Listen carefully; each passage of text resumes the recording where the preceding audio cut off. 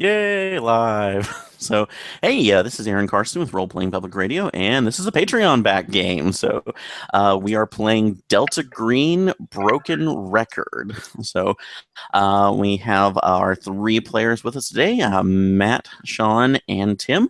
So, if you can go around, starting with Matt, and introduce your characters. Hi, I'm Matt. I'll be playing Agent Juanita Gutierrez. She's a major crimes unit detective for the police. I assume Richmond Police, but if that doesn't work, somewhere You around can there. be anywhere you want. So, or So, specifically in the East Coast. So, yeah, I'll just say Richmond Police then.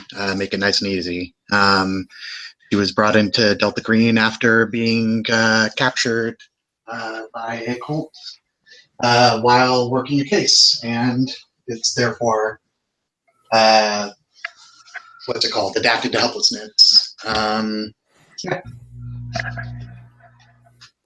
all right, awesome. Thanks. All right, Sean.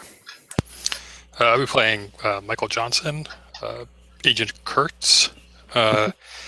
He is a analyst for 18F and lives in the Beltway area. He was also held by a cult and is adapted to helplessness. So a little bit of that going around. I don't know if it's the same one, but yeah. So yeah, again, at least maybe in one of the odder, weird Appalachian cults. So they're still existing out there somewhere. So, all right, and Tim. Hi, I'm Tim. I'll be playing Special Agent McNamara. He was conscripted into the group after a vicious gunfight with the White Tigers gang in Chicago.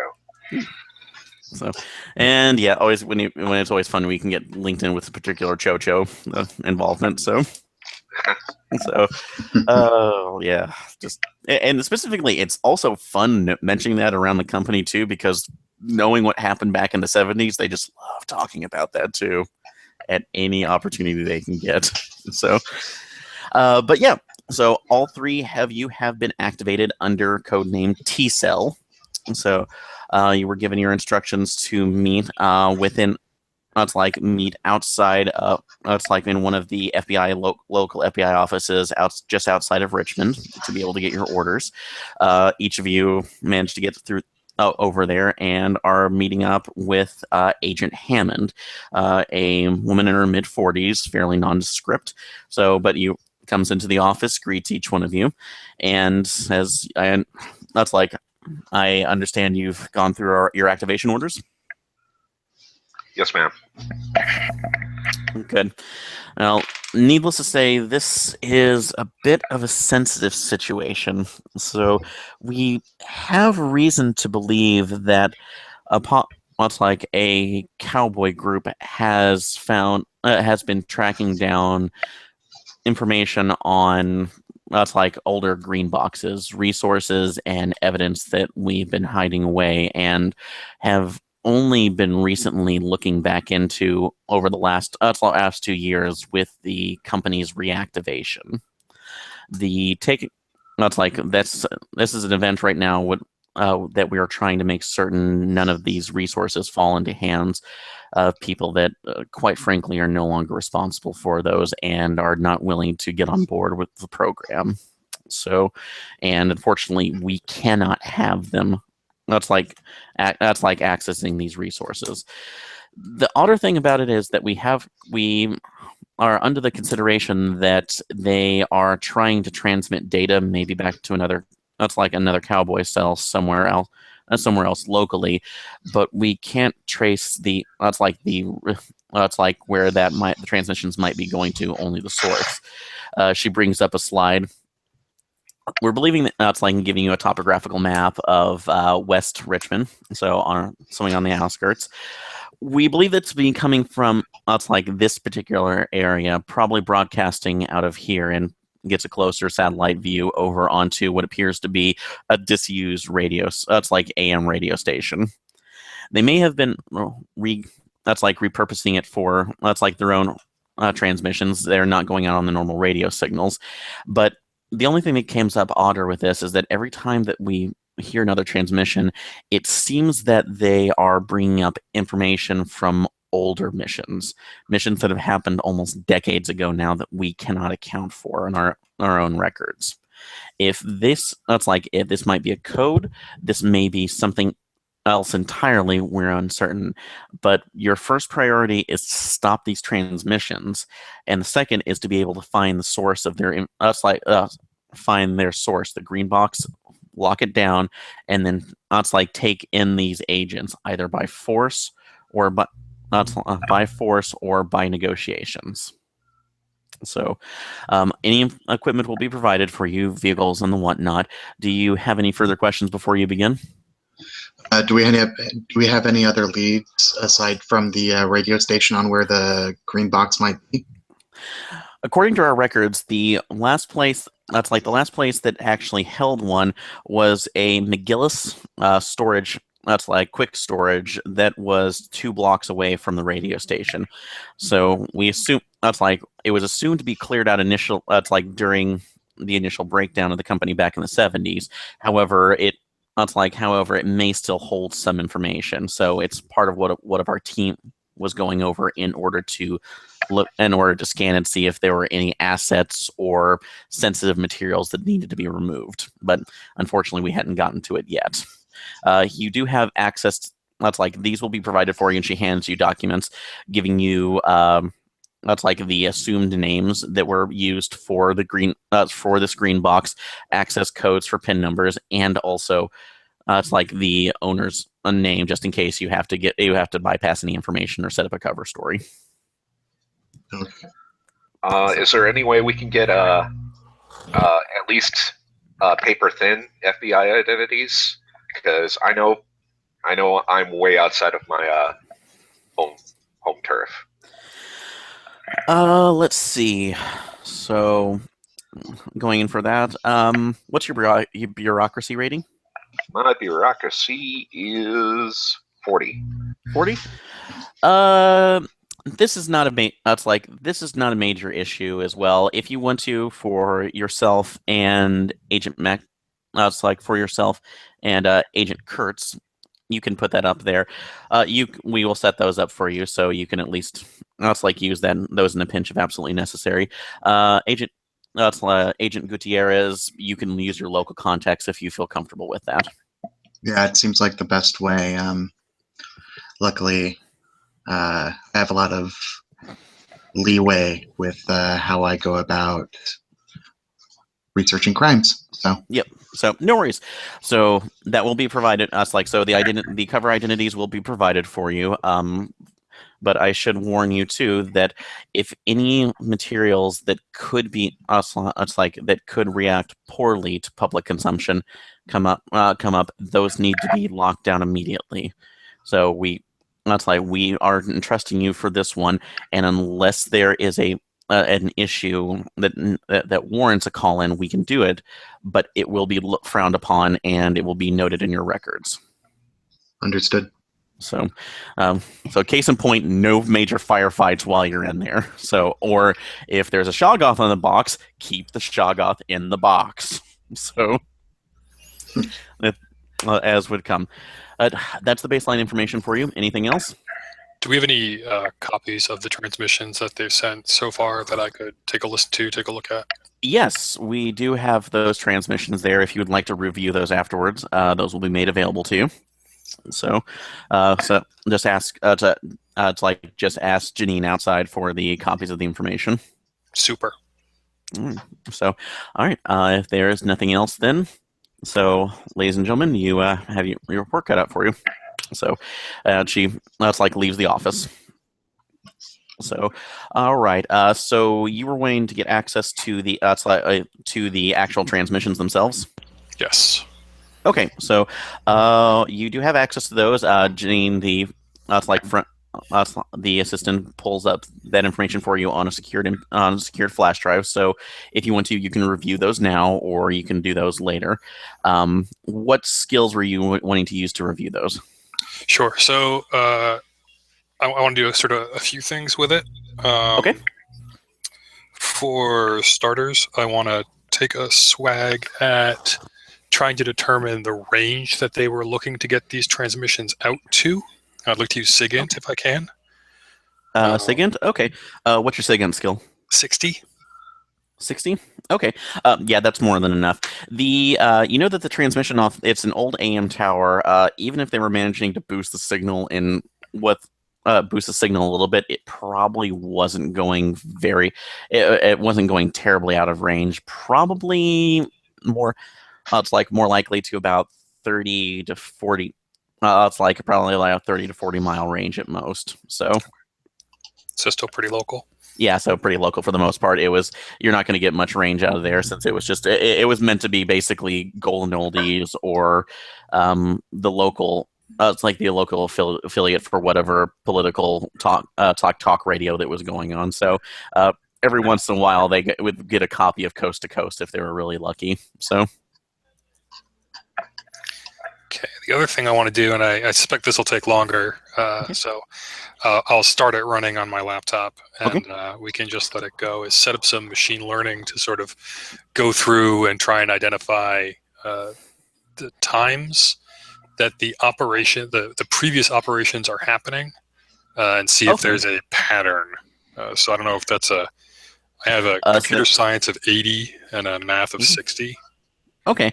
Yeah, computer science on that. That's actually a pretty cool one if you want to set up an algorithm for that. So, I'm going to say since that's actually setting that up, that will require a dice roll just to see how quickly it will go through. So, Sure. And then I roll. I got 73 out of 80. 73 out of 80. Okay. It's a success, but it's going to take a little bit, so it might take about a full day for that. It's like that fully to go into effect. But you implant all of the dates, all the transmissions that are going through right now, and just set that to run in the background. So that will set up, and you should be able to get that information set up. Also, I forgot to mention this before, but outside of this, for the two agents who were out of town. For Kurtz and McNamara, you have been given hotels on the side. It's like on the side of town where the station and the green box are. So Right. you can where the storage facility is. So you can do that.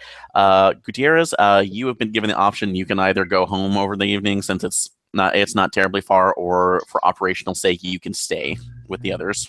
So For operational I'll go ahead and just stay with the others. I mean, I have an ex-husband, so I Okay. probably live by myself anyway. I'd All right. rather not had my home tied up in this if at all possible. Okay. All right, no problem. So, all right, is there anything you guys need to else want to do before you head out to the green box? Just retrieve the mandatory burner phone and all that. Okay, yeah, that's us under the assumption that you have that, so you can have that anywhere, and you're not requesting any other additional equipment, correct? Well, they told me not to start gunfights, though. Okay, It takes two yeah. people to agree not to not have a gunfight. So that's yeah, because at least now that you're a full recognized company, so to speak, starting the old west shootouts is not as is a little more frowned upon than it was before. So even when it's going into effect. All right, so you guys head on out there. This is on the edges for it's like of Richmond, so it's getting into a little more of a rural area than than the main city. The area itself is more or less kind of run down. From it says it's getting further right now into the wooded areas, and you've. But they do have a couple of things right now, like the hotel that you're going to stay off, which is about 3 blocks away from the station and the and the storage facility. Gas stations, like one Cricket mobile provider. So they kind of give you the flavor of that of the area. So, are you going to the storage facility first or to the radio station first?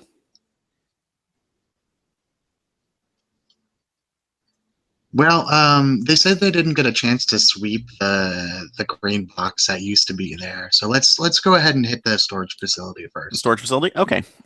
Do we have a manifest for that place? Yes. As part of your packet, you were given the cover identities, the names to be able to access that. If anybody asked you, you have the codes. It's more of a self-storage facility, but they do have people Well, it's like they're the like Mr. McGillis that runs it. And also you have any of the information. It's like you also have a dossier of what should be in there.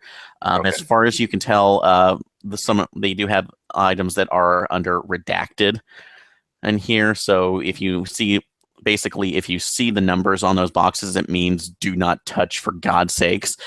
Anything else seems to be more files from this operation, a cache of that particular weapon there, and so on and so forth. So it's not a very big storage facility either. All right. Well, I don't see a reason why we need to talk to the dude if we don't have to. Let's just roll in, make sure everything's there, see what is different, see if we can find any information and get out. If it's cool with you guys. Okay, cool. Do we know where in the facility the green box is? Is it in the center? Is it on the on the sort of outer ring of units? Sort of wonder if we can drive by and take a look to see if anybody's there before we actually pull up and start interacting with it. Okay, let's see. In that case, go ahead and make a luck check. So that'll be your power times 5. Power times 5. Mm-hmm. All right. Well, conveniently, that's 50%. Oh, wow. Oh. 92. I do not make that. 92. It is the facility itself is actually kind of built up around a natural hill, kind of almost built into it. So the back fence is butting up right against a wall. It's like a kind of the cliff of the hill, and yours is in the far left corner. So Delta Green actually specifically put it there, so if you were going around a corner, it was hidden from most of either the camera or other people coming in. All right. Well, I tried. Yeah. So you were wandering through there, but yeah, you can do that. So you are going to the storage facility. Yeah. Yep. Okay. All right. So, as you were driving by, can everybody make an alertness check? 29 out of 60. 24 out of 60. 24 out of 60? 28 out of 20. 28 out of 20. So, all right. So 2 successes. So, yeah. In that case, Kurt, you're just kind of bopping along. It's like we could say you're driving. You're not really paying attention to that. Pre-gen power. Which is, hey, it's more helpful than you think sometimes. So, but as you're going through, I would say Gutierrez and McNamara, you kind of are just watching the other people around, and let's see, McNamara in particular. McNamara, as you're looking out the window, you don't. It almost doesn't. As you get onto this side of town, you are watching people walking back on the sidewalk, and you think it's almost a trick of your eyes because you're just tired or something. It's maybe the reflections that are going on as you're passing by people, but you could have sworn it looks like almost there's a shadow over one of the other people that's walking, like they're walking and down the street and turning a corner, and somehow they turn a corner again. Like if you've ever seen a video that's not edited quite right, or a piece of animation film where they left one frame in and it's like the person just reappears and turns around the corner. So, but as you're looking back, you see there's nobody else there and there's just normal traffic. So maybe that was just a trick of your eyes. So no sanity check yet? Nope, not a sanity check. Just a little bit of like, that was weird. Okay. So in this case, Gutierrez. So you, as you're going, it's like as you're looking on the other side of the street, you kind of catch a look at the other people, and it kind of strikes you as odd that Richmond's not on the forefront of a lot of fashion trends, but you didn't think you had a lot of hipsters here. Huh. So, and because as you're looking down, you're seeing at least 2 or 3 people who seem to be wearing like full 3-piece suits walking down. It's like walking down the street. So, this isn't that kind of area either, is it? No, it really isn't. So unless like something else was just really nice, one of them, it's just it's kind of almost a little bit odder that you kind of look at him, and the appearance of it just seems completely out of place. And the guy who's wearing it seems to you've seen some older people wearing that, especially if they're going to church functions or whatnot. But you really don't see like the guy who appears to be in his mid-20s wearing a suit. Like you've seen most of the kids out there either with like in jeans, flannel shirts, or anything represent the March grunge of that time. So yeah, that's it. It looks like it's odd, and you kind of in your mind you kind of go like, yeah, whatever. So go listen to Macklemore or whatever, see if I care. Yeah, my cop sense is going off. This person doesn't look like they should be here. Yeah, so a little bit odd. But those are just two things that you notice as you turn it's like end up turning the corner and come across McGillis storage facility. So it's fairly nondescript. It has the normal chain link fence with a little bit of barbed wire going around the end. And as described, it's on the corner almost at the end of this street. So it's kind of built in. It was almost like carved down in a hill area and then built in. So it has that natural backing. So it's actually fairly high. So this, in one way, it actually protects from either people trying to jump the fence forward or getting back. So there's a little side office off to the corner. It's about, it's about 3 o'clock in the afternoon right now. So looks like currently it looks like it is occupied. There's some guy in there just doing paperwork from the windows you can see. But he's not paying attention to the front, and you have the key code. So yeah. I mean, you said it's like a self-storage space, so we can pretty much just pull up, punch in the code, and drive on through. Yeah, so he's pretty much you could probably tell he's probably there just to help people in case a code doesn't work. He needs to sign in somebody for a new unit or otherwise. Exactly. Okay. Cool. All right. So, but yeah, if you're doing anything else on that, you can drive up, punch in the code, and drive on back. So, for that, are you taking the car back, or are you going in a different way? So, I don't see why we wouldn't take the car back. Okay. It'd probably look weirder not to take the car back. Okay. Yeah. So, all right. So, but yeah, you take that around. So, going over, and yeah, basically it's almost the very last unit. It's kind of almost jutting. It's like the last one that would be kind of resting against the wall. So yeah, if you were ever in a firefight, this is basically your back to the wall, if absolutely necessary. Let's see. Everybody here can go ahead and make awareness checks.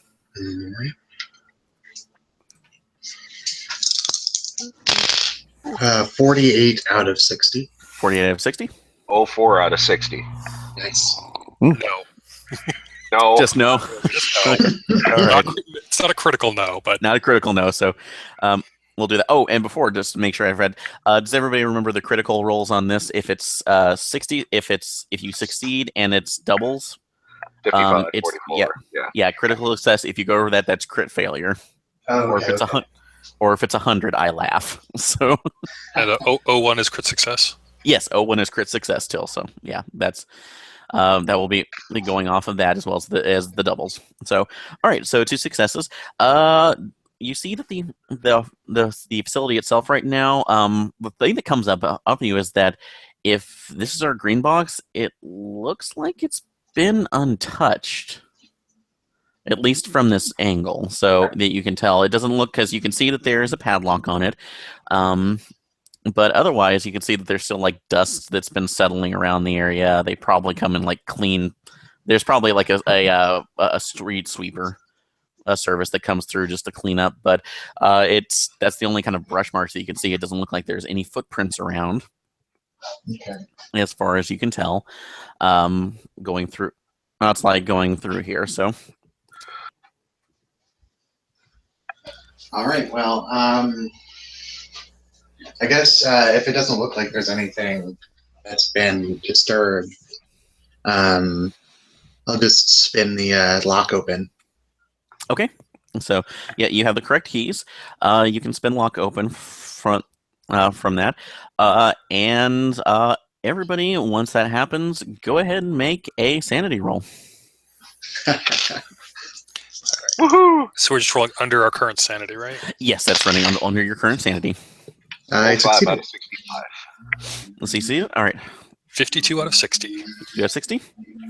That was 42 out of 62. 42, 60. All right, so everybody succeeded?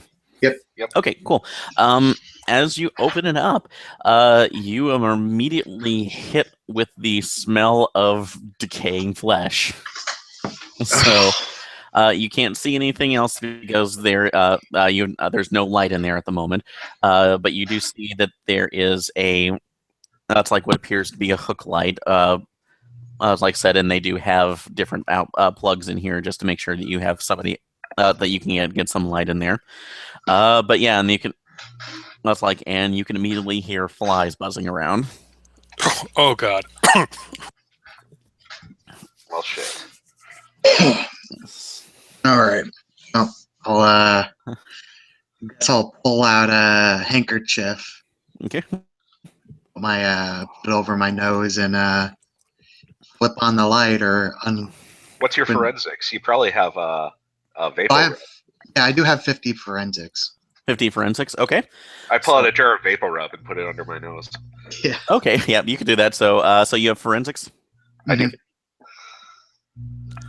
I step aside and gag. Okay. And I would say if forensics on that for that roll, you can actually tell if you had biology too, you could tell that there's something in here that's been rotting for a pretty good long while.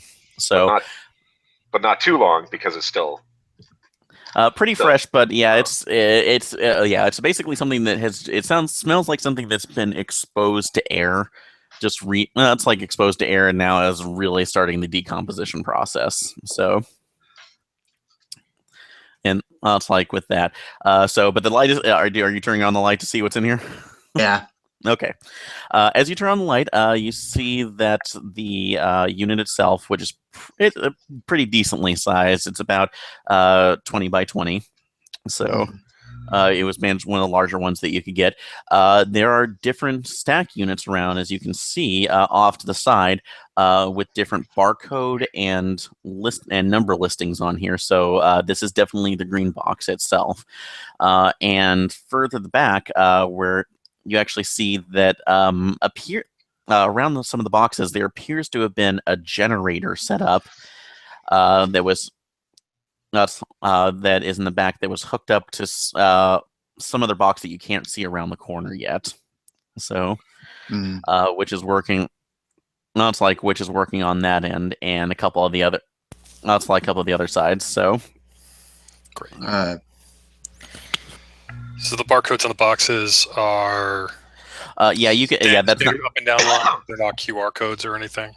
No, not QR codes, because you can tell this is actually barcodes, because this is this is confirmed old Delta Green, and this is them. This is one of the older storage facilities before everything went to hell in the cowboy days. So, yeah, this is definitely the green box that you were looking for. So, and you can, and you actually, if you want, I will say it's not even a spend on that for a second. You actually look at your list and see that the serial IDs that are on each of these are matching up to what was listed on listed on your records. So you have the right place. All right. So can we see the source of that decomposition smell? No, it is behind a larger stack of boxes. Like I said, you can just barely look around the corner once you turn on the light and see that generator that's in the back. But it's hooked up to something that you can't see because the boxes are blocking from that. But I will say that you do, when you turn on the light and see that, when your eyes go down, you do see that there is a fairly dried pool of blood that was reaching around the corner. Damn. Okay. Like drag marks we're talking, or? It doesn't look like drag marks. It looks like it's just where it flowed out from somebody. Okay. That's like something that died nearby. Okay. So it like pulled out from behind it. Mm-hmm. Okay. So we'll need to move the boxes in order to see what the generator was hooked up to. No, you can go by. You go past it. It's basically just like a little pathway between the boxes. It's just where you were standing. You couldn't see what's behind it yet. So Do you guys mind if you might have to go take a look, guys? Is that I'm just going to start walking there. Okay. While I'm asking. Yeah, go ahead. I'll stay out here and make sure nobody walks All in right. on us. All right, so you're gonna make the brave move first. All right. Yeah, no. So I've got craft mechanic and electrician, and I want to take a look at sort of what's going on with the generator first. Like, Okay. did it just run out of fuel, or is it was it like stopped for some reason? Okay. Yeah, we'll take a look at that. So, no, this right here.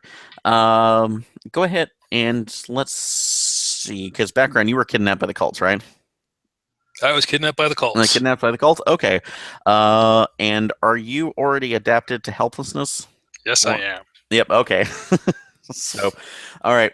Well, in that case, you don't need to be, since this is a situation that you cannot help with. That's like you're not going to have to worry about the sand loss on this one. Nice. But that's the one nice thing. But yeah, as you turn that corner around the boxes, you see in the middle of the room what the generator is connected to, which appears to be an like a modified upturned mini fridge. If that can be called, looks like it's been set up in a way where the doors, that's like there's 2 locks on it that you can see, but the doors are wide open now. Where it was looks like it was almost to set that in there to keep it cool, but also to also have what appears to be some sort of lighting rig attached to it. But that's when you look down and you see that there are 2 bodies standing next. It's like lying down next to it. One with the it's a man and a woman who looks like they have been just completely and utterly savaged by something. So you can't really tell what. So, but they have just puncture and claw marks all over their bodies. I'm gonna scream because this is weird. Like, I can't do anything about it. But that. Okay, so yeah, guys, there are bodies, guys. All right, yeah, Gutierrez. How big of a cat is it? Dogs ate. You get a moxie point that you can spend in Eclipse phase. All right, yeah, I'll come and you do your, I don't know, mechanic thing, and I'll do my police thing. Okay, so yeah, and both since this is a little more unnatural on that point, if you're coming around the corner, prepare to make your sand check. So if you're not adapted to helplessness, I am adapted to helplessness. you are shit. Okay, so, And I'm staying outside so nobody sneaks up on us while we're corpse fondling. Okay, so you're watching acceptable. You're watching the corner. So yep. All right. So okay, so you're both adapted to that. Yeah, you can for that one. McNamara, if you want to go ahead and take a or Kurtz, excuse me, if you want to take a look and take a look at the rig itself. Yeah. So like I said, I want to start with the generator to figure out why it is. I'm assuming it was running and now it stopped running. Okay, so you're looking at the generator first. That's where I'm starting. Yeah. Okay, so you go through there and you actually see that there is a oddly enough where it's like it is appears to be a diesel generator. So, but the gas tank actually has been removed, and what's flowing into it is actually a tube just leading directly into the engine itself, but it's leading outside of the wall, going on. It's like going outward, going to the outside. So, and it appears that there was a hole that was drilled going through the storage facility onto the other side, where there should just be a wall or a dead end. Okay, all right, that's weird. So, but that's, and it looks like, and I will say that from your mechanics, what was your mechanics skill? Craft mechanic is a 30. A 30? Okay, that's enough. You can actually see that this equipment has actually been off for the better part of about a month. So, this has been. This is something that looks like it was, if depending on what happened, that this was something that was just fueled up and ran almost 24/7. So that it should have been maintained at least at some point. All right, but yeah, that's going through. And McNamara. So are you looking at are you looking at the fridge that's in the middle of the room? Or is anybody looking at the fridge? Or taking a closer look at the bodies? Gutierrez is going to take a Gutierrez, closer look at the corpses. She's a police investigator, so I'm going to assume that she probably has some gloves with her. Snap on some gloves. Yeah, that's not an issue. So, all right. So, what are you looking for? First thing, identification. Identification. All right. You look through that. Actually, yeah, you end up finding the listings on there. This seems to be for a Sam Navarro, the gentleman, and the other one is a Gina Flores. So they both seem that's like they both have Pennsylvania licenses. So this may very well be a cover, but you're uncertain about that. But as you also look through them, you see that each of them have 9mm that have as you check the cartridges do have have been fired, but you don't see any spent casings around here. Okay, Spent casings around the floor. Okay, so they were probably in a firefight, but elsewhere. Possibly. Or they picked them up. But I don't find any shell casings in their pockets or anything, do I? No. So nothing else in their pockets. I will say that. Let's see. Do you have search? Or I do have search. I have search at 40. Yeah. At 40? Okay. Then that's not in there. You actually do, as you're going through your pockets, you do pull out a couple pieces of paper, and one of those actually gives information on what you recognize, since you're part of the company, as old Delta Green call sign information that was to be used if you were trying to pass along information to friendly cells. And the other one is actually giving information on radio frequencies, specifically ones that could be transmitted underneath. Underneath or piggybacked underneath normal AM or FM transmissions to be able. That's like on short burst. So these guys are. Well, it's looking more and more like these are at least two of the. It's like two people within one of the cowboy cells. Yeah, that sounds like it. I'm gonna look at our. I think it's Kurtz, is it? And hand the what I found in the pockets to him, and tell him, looks like more up your alley. Something about radios and piggybacking AM, FM. I don't know. I'm not technical. Okay. All right. So yeah, you can hand that off to him. So that's like working off of that end. So let's see. Kurtz, are you looking at anything else? Or McNamara, are you just still watching the entrance? Yeah. I'm focusing on making sure we aren't snuck up on, at least until we've decided what to do. Okay. So it's like working about that. So let's see for that. We still have a couple other things in here. So you do have all of the other green boxes, which part of your mission was to be able to catalog those to make sure that they haven't. That's like that they can be taken away, or at least that's like registered for everything that was necessary. And also you do have a mysterious box in the middle of the room. So. Yeah, so after I finish with the generator, I think I'm going to start moving over towards the mystery refrigerator. Okay. And start taking a look at figure out what are they trying to do? What were they trying to do with it? Was it holding something in? Did something erupt out of it and then eat these people? So, that'd be bad. That might be slightly bad depending on that. So, but yeah, you leftovers. Yeah, the Thanksgiving that is not spoken of ever. So, but yeah, you take a look over it, and go ahead and make a sanity roll. Okay.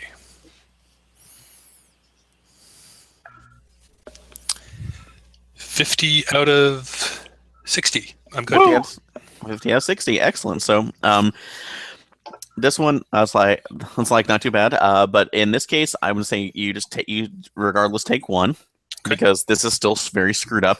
As you look over the refrigerator, and of course, shield your mouth because of your nose and your mouth, what you see in there is a rapidly decaying human head. So there's a third corpse out there.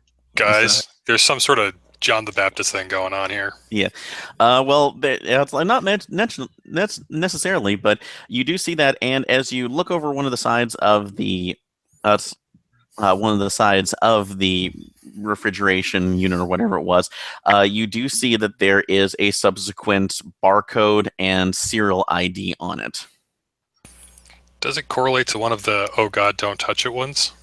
You can check it. So I would like to check that. Yeah. Everybody has that file. So you look up in there, and oh, that has a redacted over it. Fuck. So that's very redacted. That is very inked in. So should we be forwarding this to the higher ups right now?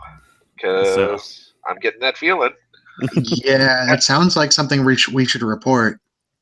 All right. You can definitely report that if you want to, but they also meant to say it's like this is going under the priorities. That's definitely if something else is out there, you need to make sure that it is contained because they cannot bring in the cavalry on this one. So it's like it is basically unless the Shoggoth is running rampant right now. But you can make it's like you can see about making a request, so at least to see what it was. We should probably make a status report. Okay. Like, yeah. Box number, blah blah blah, breached. Okay. Yeah. Contents, is that complete contents? Yes, no. Maybe we can do that. All right. So we will go through that. Go ahead. I'll say you make a report on that. Who is making the report? I'll do it since I'm outside. Just tell me what you see. Just avoiding that sand check as long as possible. Oh, hell yeah. Okay. You could at least explain that to them. So but while you're making the report, if you guys want to make any other checks on that ahead as well, so we'll do that. But we'll do that first. So Gutierrez, go ahead and make me a luck roll, or actually, let's see. For this, do you have SIGINT? I don't.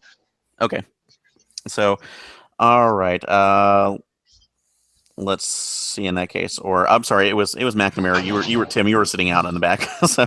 Right. All right. Sorry, but confusing everybody. So, all right. I would say just go ahead and make a luck roll to see. Okay.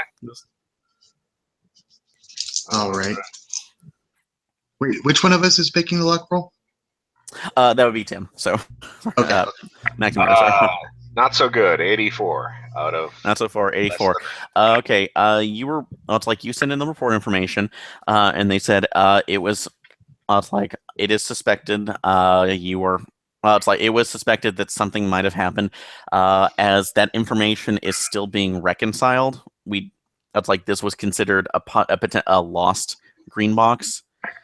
Which we are still investigating, and we do not have the further information. We should have that information to you within, hopefully within a day at the most. So it'll take about 24 hours to possibly get back to you on that.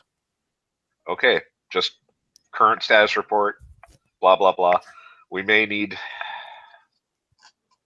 God, it is incredibly hard to get rid of corpse smell. Yeah, so you have that. So unfortunately, it's going to take a little more time to be able to get that information back as necessary. So let's see. Gutierrez Kurtz, what are you doing? All right, can we close the box for starters? Just get it closed. You can see that it was closed. Just so you can. It is able to be. Closed. It's just and as you look from there, you actually see that the locks weren't broken. It appears that they were taken out normally. So so you can clean that up. Are you looking at? I just don't want to look at it. I'm going to start inventorying the rest of the box. Just kind of go in. Okay. This particular one or the other ones? Okay, so you're going to inventory everything else. I'm inventorying the green box. I'm gonna do my job and inventory the green box. Okay. Okay. Look at those numbers, loving those numbers. All Hoping right. there's no pattern to them. Okay, so yeah, you're looking through everything, so that's going to take you a little bit of while to do that, but that is part of your mission prerogative. So, all right, and Gutierrez, are you doing anything else? So given the sorts of wounds that they suffered before they died and the closure techniques that they use to keep the thing in, could I extrapolate? I only have 20 occult, but I'm thinking maybe I could see if I have any sort of knowledge on that thing, just offhand. Unfortunately, this would not go under a cult because of whatever this is in this case. It would fall under unnatural. Okay, cool. So sadly, in this case, so you could hear about myths of basically things that were taken in there, but unfortunately, yeah, you can only look to see of the injuries themselves. So if you have any forensics or biology, I do have forensics. All right, so. All right, yeah. So this can take it on there. So if you want to take one more closer look at those, or you also have the head, and that's like the head too. If you want to take a look at that as well. So let's see here. Well, let me try and determine. Yeah, I guess I'll finish up with the other corpses, and I'll move to the head when necessary. Okay, so yeah, we can go ahead and roll a forensics roll. Sure. 47 out of 50. Just barely made it. Yep, you made it too. But yeah, this actually, as you take a closer look, because it's like determining the rips on those. It actually becomes a little bit more disturbing because you would on an outward glance, if you're where you were initially looking for that, you would assume that this would be just almost a wild animal because of all what appears to be the claw marks. But as you're taking your kit and looking at it, you realize that this is a human hand that's making these dig marks, and especially through Navarro, it's like Agent Navarro or Cowboy Agent Navarro. He is just. It looks like somebody that's like went in and ripped his throat out completely, which is attaining for the pool of blood that went out before him. And as you look closer to teeth and.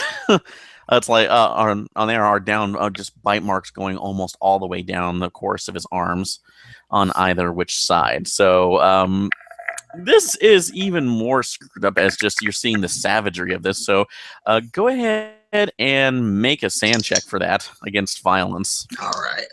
Here, 50 out of 62. I did make it. All right. So you barely made that one. So it's disturbing, but you've been held by a cult, you've seen weirder things before, so it's definitely under the odd spectrum of that. What are these people, cannibals or something? All right. Can I break in for a second and just ask a system question? Yes. So you have to roll under your score, right? But yes. is it like blackjack? So the closer you can get to your score, the better it is? Usually it's mainly in opposed rolls if that's happening within opposed rolls. Because it is kind of like blackjack. Basically, if you get it at or below is the best way you're thinking of it. So, and the only time that it comes up because mainly, have you played Eclipse Slaves before? Yeah. Okay, yeah. So it's similar to the blackjack on that, but the only time for criticals to come up or better for that is either the doubles or 01. Yep. So. Well, I've got box 728018E, and it's triple redacted, and that's here. Great. Okay. Yeah. Next. So, yep. You can just go on with that too. It's not good. Yeah, you can basically go through there, and I'll actually say that you were knowing there was a barcodes. You were given the scan gun to basically register everything to a secured server. So, I've got a smartphone. We're all set. Oh yeah, sure. So yeah, basically you can do the IR one there. Let's see, and in that case, that's like in that case, who was it? So for that, Gutierrez. So I need you to make an alertness check. Sure. I'm the one that's inside looking at the bodies. Am I looking? Yeah, you're looking at the bodies. Oh yeah, true. So actually, everybody else can go ahead and make an alertness check in this case. So I'm gonna. Woo! All right. I will let them have it. No. Nope. 29. Made it. 29. All right. So in that case, Tim. So good thing you're outside because you hear footsteps coming around the corner. Fuck. Okay. So All right. I do a little whistle, and then I start walking around the corner. okay. So you all right? So you're gonna go ahead as alert them. Well, are you gonna tell them, or just are you gonna tell them Well, what's going on? Or the whistle was, hopefully one of them looked at me, and I'm like, and then I didn't want to say, guys, hide the body. okay. So the other one. So what were the others? Your other two alertness checks. 59 out of 20. 59, 20? Nope. I didn't make one, but I can. Go ahead and make one. 41 out of 60. 41 out of 60. Okay. So in that case, I've got boxes. yeah, unfortunately, yeah. So Kurtz, you are box lord at this point. You don't hear that. You in Gutierrez, you see McNamara just whistling to you and motioning his head over the side. So you realize, like, oh shit, somebody's coming. All right. Well, the Perfect. bodies aren't visible from the outside because we couldn't see them. That's True, but the smell is though, and that's been open for a while. Oh man, that's a good point. I got a plan. All right, so so let me go ahead and get. I'll be right back, and I will let you coordinate on that plan to deal with this. So, I'm thinking that we might want to just close it. At this point, there's no hiding corpse smell. That's true. I mean, I'm thinking I might try to just say I think a possum snuck into one of our boxes and then died. That's a good one. Yeah. Wondering if you can get an ozone generator. A family of possums or something. Or a cat, I don't know. Something. Yeah. Whatever small animal. Because it's either that or we go official. And Oh yeah. Which we could do, but I think the higher ups would not be happy with. No, they probably would not, especially considering the nature of the corpses. Yeah, and I mean, McNamara, your cover is not great here, right? And I mean, I'm a civilian with some paper FBI credentials, so not a great place for us to be trying to pull the official act if we don't have to. Right. So I'm gonna go with the possum route. That seems good.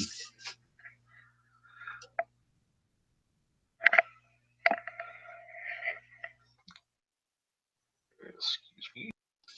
Yeah, I'll be right back as well.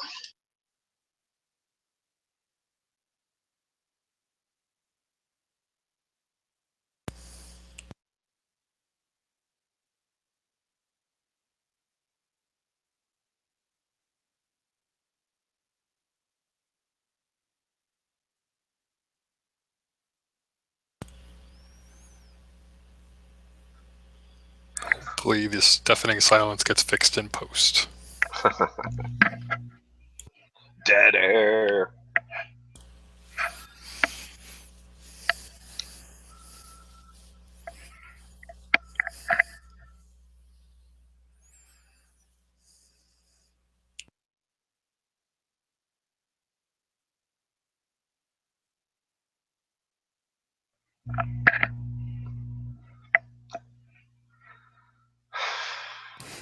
all right, sorry, back. So, All right. So do we decide what we're gonna do? Well, we in a metagame we couldn't really do this kind of coordination, but Okay. but in real life, yeah, we kind of agreed on a course of action. So, Okay, so yeah, that's fine. so I'm walking around the corner. You just let me know what I see. Okay, so you're just gonna walk around the corner, and is everybody else basically just kind of girding themselves? Maybe stack some boxes in front of that bloodstain.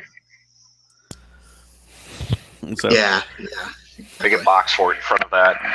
all right.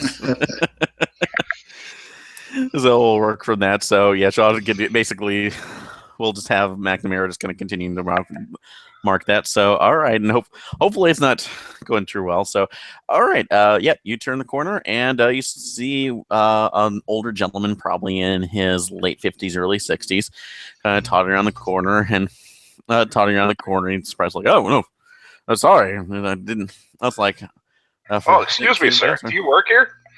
Yeah, I was like Phil. It's like I'm Phil McGillis, the owner and proprietor. Pleased to meet you. No, you too. I'm surprised. Sorry, I must have fallen asleep. I didn't see not like anybody else come back here. I'm just doing the general rounds. Got to make sure that those meth cookers aren't back here trying to do anything. They always try to come and cut the locks off. They think that this is just a place where they can come in and do whatever the hell they want. I'll show them. Okay. Well, actually, I was gonna come to your office, and I think like a possum snuck into our box because it smells. It reeks. I don't know if you can smell it, but it reeks like death over there. What? That one? Oh, well, let me take a look because they're all completely in there. They should be completely tied. Well, the thing is that I've got sensitive data in there, and I don't want people rummaging around. But I just why are you keeping out in the hell? What the hell are you keeping out here in the sticks, boy? Are you impugning your own product, your own service?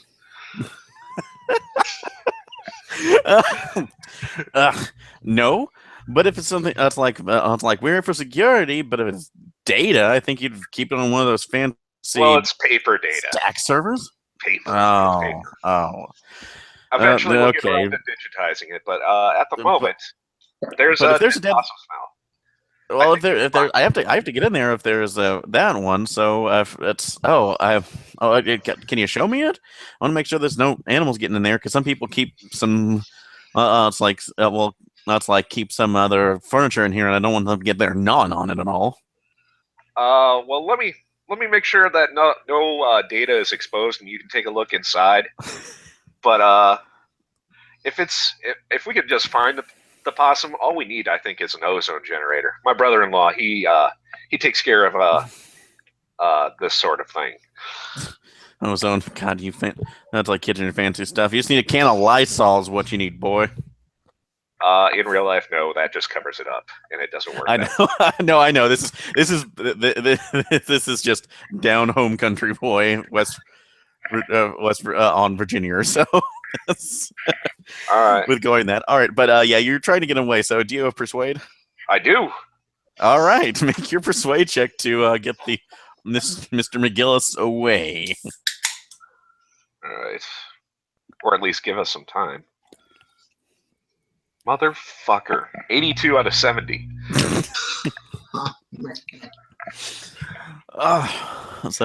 No. Again, that's like this is also a health hazard code too. Again, with those goddamn meth cookers, you gotta get down on them immediately. Especially they might have snuck in there and hooked up one of their one of the poison generators. So I need to get in there and I just want to see it. Okay.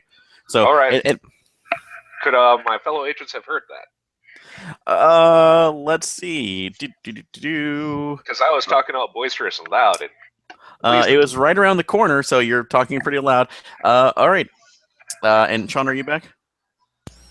Yeah, I'm here. Okay, no problem. I saw you step away for a second. So, all right. In that case, McNamara and Gutierrez, go ahead and make a alertness check, but at a -10. All right. I did not make that at all. 96 out of 50. All right. So, yep, you're doing gross on that. So, all right. And McNamara? You mean Kurtz? I'm McNamara. Oh, Kurtz. I'm sorry. Yeah. Names are hard. Yeah, Kurtz failed, and his player just kept talking into a muted microphone. Okay. Nope. They have no idea he's coming. One more hope. Have you seen the Delta Green handout, the unripened fruit? Yes. It's directly deals with corpse fondling. Oh. I'm hoping the old man fails his con ×5 check. All right. So, yep, you're absolutely right. He is hopefully not a seasoned Yeah, you're absolutely right in that case. So yeah, let's see around the corner here. So yeah, so in the case, so for both of you, you get a little bit of surprise as it comes out. Like, oh, what the hell is going on? And oh wow. Uh yeah, well he is down like a sack of potatoes. So as he crit fails. So, Nice. so now, but all right, so Kurtz and Gutierrez, you now have an older man who is now completely and utterly fainted in front of that due to the seeing and smelling the corpses in his storage room. Is he dead? So Gutierrez, you can. is he dead? He could be. I don't think so. Got You're a mirror. I do. No witnesses. I'll pull a mirror out of my messenger bag, as I have seen in police procedurals. Hold it over his mouth. Exactly. He is still breathing. So Yeah, he's fine. He's just an old man. Probably not used to this sort of thing. oh my Delicate goodness. heart. I'm not used to this sort of thing. I This is think a that weird we need thing. I think we need to get these corpses out of here, though. Oh, and don't forget the head. Yeah, that's so. And all the boxes. Everything in this trailer is not for public consumption. So, well, yeah, I will say basically the thing was to lock it down to make sure that it's there. So, I will say at this point it's like they were for getting the information on it, it's fine. But as long as there are no fatalities, if you want to call in a cleanup team, you can. So that's not a bad. But yeah, or somebody to come in and basically just say, "Don't come in here." So they can at least spare somebody else out for that. But also, you do have covers as well underneath your book, so you can basically pull, as long as you have significant SIGINT for that, or if you can justify the other role, you can call in others to basically say, potential active crime scene, don't touch. So Yeah, I don't have SIGINT. I don't know. I've got I have SIGINT at 60. Is Okay. that enough? yeah, if you want to basically, yeah, just throw your weight around to basically make sure that you can get enough in there to make for your operational ones and figure out a way to take care of this. Okay. Well, I will attempt to do that part of it. And, Okay. yeah, then we should get him out of here and lock it down. Do we have like evidence tape that we can put over it or something? Yeah, you can have that. That's not a big issue. So, and then making up some. Is there a tarp in here? Luck roll. Fudge. All right. Nope, there is no tarp. There never was a tarp. There never was a tarp. There's no tarps anywhere. They used all the tarps. Yeah. That is true. That is very true. In this case. All right. So, so this is enough for basically making sure that you have this. That you're sure that he's the only one here, and that's probably that you saw in this case. So, how are you dealing with the situation? So, how are you going to get him out and work? That's like, and what are you doing with the rest of the boxes here? All right. Here's what I'm thinking. All right. Somebody you're McNamara, you're good at talking to people, right? You can talk to humans. Usually. Good. All right. Here's what we do. We take him, get him out of the box, put him back in the office. Uh-huh. You hang out, wait till he wakes up, right? And then you slap him with some national security mumbo jumbo.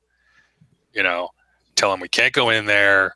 We have some calls made to the local police department, and this is a federal crime scene. I'll take care of that. I can do that part. I'll take care of the calls. You take care of the people. Okay. The people. That's you. And yeah, and we'll just lock the box down as a federal crime scene, and Jimenez can be the agent in charge of the investigation.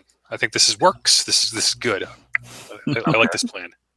What are all your all's bureaucracy and law? Because I can see those coming into play too. I have 40 bureaucracy and 50 law. I'm going to convince their computers that that's the case. Are you going to believe me or your lying computers? All right. Okay. If the lies come from high enough. All right. Yeah, I'll Oh. carry the old man back to his office and put him in a chair. Okay. So McNamara's taking care of that. I guess I'll break out my FBI badge. Okay, so you can do that. So we'll get to you back in a second. So the cleanup's going along well. Kurtz, can you make me? Let's see. And I you said you had your bureaucracy, correct? No, I do not. You do not. Okay. I do. Gutierrez does. Okay. In that case, this will be mainly for Kurt since he's been doing that. So I'll just say this is an alertness roll. So go ahead and make it. Oh, 13. 13? Excellent. So mainly the roll was because of the distress that you're going of having to clean this entire area up and having a potential witness. So for it. But as you're getting the other boxes stacked up and getting ready to help to let Gutierrez take out, pull everything up, you notice that there is actually one other listing on the box because it actually felt fairly empty. This one's actually almost like a wardrobe chest, basically a heavy one. It's like a heavy war chest. You look at the numbers and realize that this one is actually open. So, and you open it up. It has a very musty smell in it, but it's completely empty. And as you look back and look at your list of the numbers, you see that this also is a redacted number as well. Crap. Yeah. All right. Fire up signal, text whatever handler I have, whatever handler we've been dealing with, and I just the box number. Two boxes.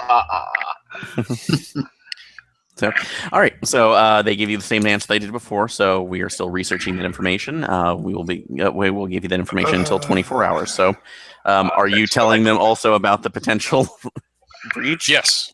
Yeah. Well, I thought we called in an official cleanup team. Okay. So I thought that was the plan. We were going to lock down the box. Okay. So you can send it, and the cleanup team is coming in to empty out the box. Yeah. So, they can. You can do that. So basically, they said you said now that it's been locked down, except for these two items that obviously have been compromised. They send back a message. Cleanup team en route to take care of the bodies. Do not identify yourself as any. Do not identify yourself in any way, shape, or form to. To others, and the.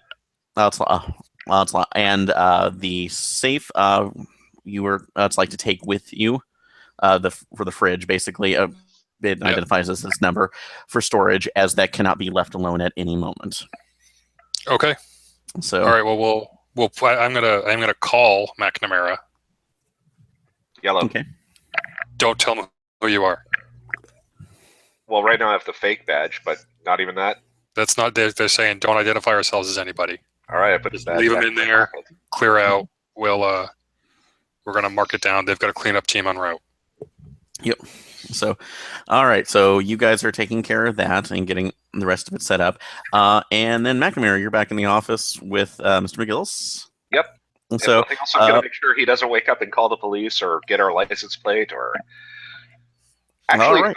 are the while I'm waiting, yes. the camera system, is the tape recorder or memory thing, is it here?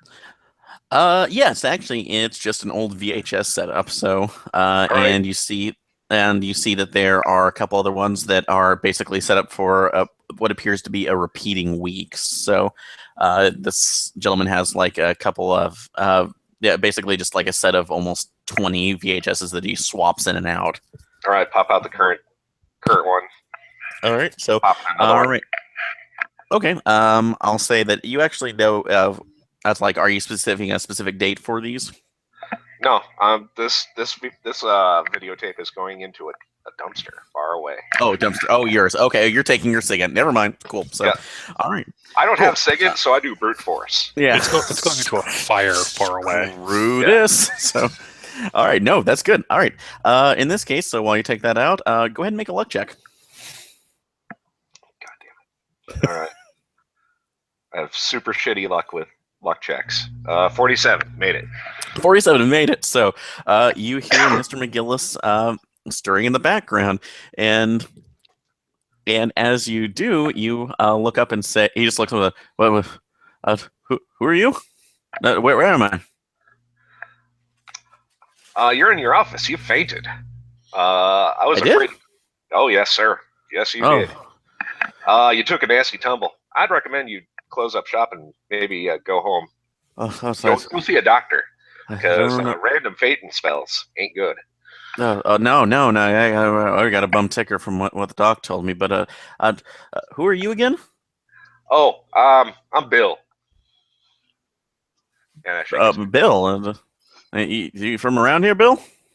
No, I'm from Chicago.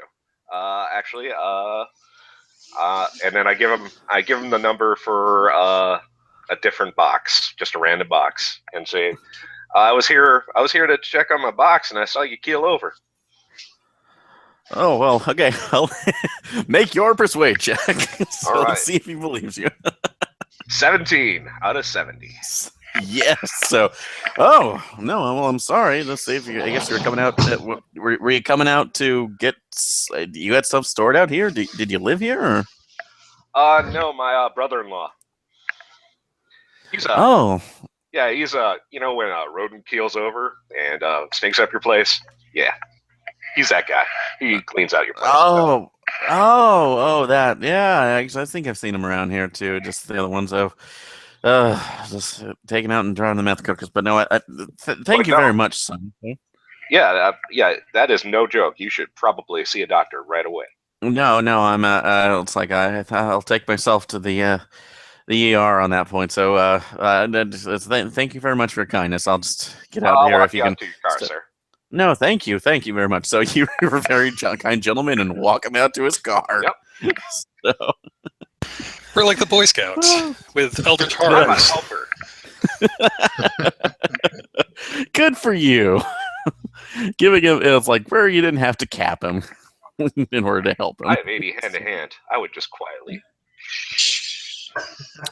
All right, I'm going to say this just as a one.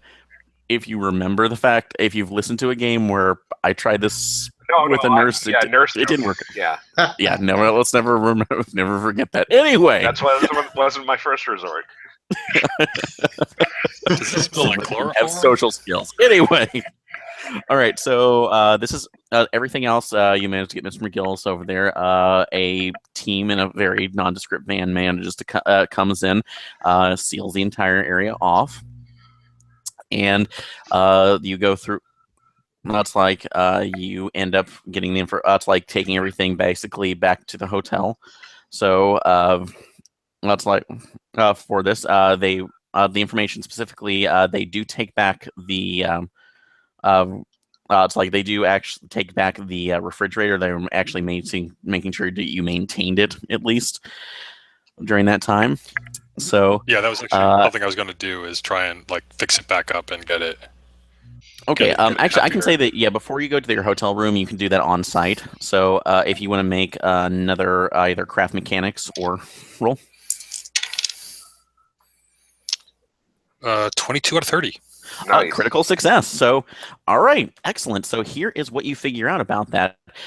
With the main team on your side, you see that the diesel line is actually leading out to that's like a diesel storage tank with a pump that was set out about 30 to 40 meters outside of it. It almost went like straight up the hillside. And was an area where they could dump fuel. So when this was still being maintained, it looks like it could just be literally somebody could come out here, dump fuel, check to make sure they was still giving power to the refrigeration unit, and then just walk away. So from that, without ever even entering the facility. Is there any facility camera that has line of sight on that location? So, unfortunately, no. Okay, Well, and no, there's they no. didn't have nothing on that on that end. So, and unfortunately, the you are able to review the camera information. But unfortunately, it just most of it is basically just cars. So basically, it just basically sit there to say, here's somebody in a car going by. So Mr. McGillis, as you learned, was very much more worried about meth heads who would just jump the fence or do really dumb things of that. The other thing that you notice, because you got the critical success, is that the lighting fixture on here, it's actually a UV light that was put on this. So linked onto this. So because normally where we just have a refrigerator, it would be dark. This thing was apparently meant to preserve this head, but also keep it lit for some reason. So Give it a nice tan. This is exactly. This isn't ominous with my 40 occult. Yeah, no, this is fine. So yeah, you haven't heard any kind of cult. Yeah, you haven't. Yeah, even on the cult roll, you haven't heard any kind of like weird cults that worship a head, as far as you know. But well, they're the Templars, and UV lights and heads are vampires, and anyway, none of that's real. It's not really real. It's not like the real stuff. No, it's not going to do that. So, but yeah, all in all, like I said, except for the two things that come back here, it's like which they still want you to basically be on the investigation team now to take care of that and take care of the registration because you got a lot of information just from your initial. But they you get back. It's like you get a lead from your head, and she says I was like, this is very good. So, but it'll be days of work. And unfortunately, if these are our two cowboys, they're probably already dead.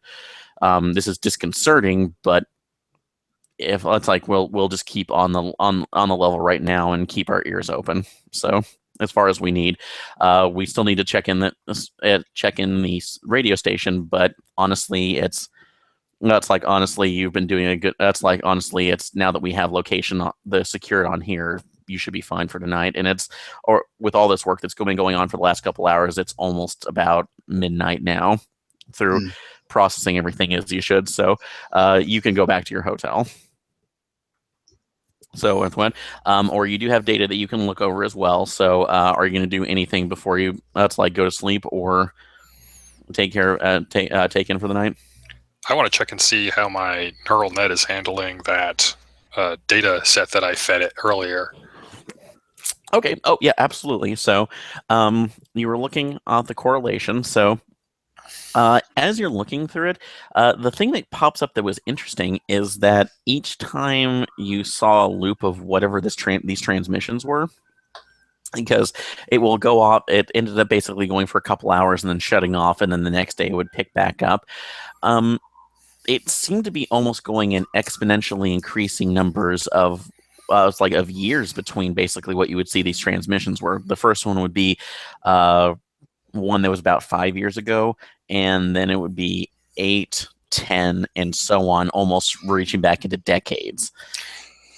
So, and each one of these seems to, that you're looking over, it seems to be basically pieces. You don't have what would be considered full transmissions, but another ones where maybe it's like bits and pieces where certain code words got out. Like this would be one from an extract. You would assume it would be from some sort of an extraction if something went bad, like the Tiger incident. So cool. For that, or different, local side right now. Basically, just simple things right now. It's definitely odd and worth looking into. So. All right, so I want to adjust my parameters to start also looking for geographic locations that get mentioned, and if I can get a sort of categorization of incident type, like you said, this one sounds like an extraction. I could sort of formalize some logic behind that and get it to sort of start cross-correlating all of that with the time. Yeah. And I wanted to plot it out on a local Google Maps cache that I've downloaded onto my laptop. Okay. And I might be looking for the weird beauties of mathematics here. I might be pursuing a motivation. No, actually, I'm music of the sphere. So yeah, you can do that. I would say if you want to, you can keep looking at that, but you will, that's like exhaust yourself and be at a negative for the next day if you want. So exhaustion is what, -20? Yeah. This is probably some really compelling stuff, though.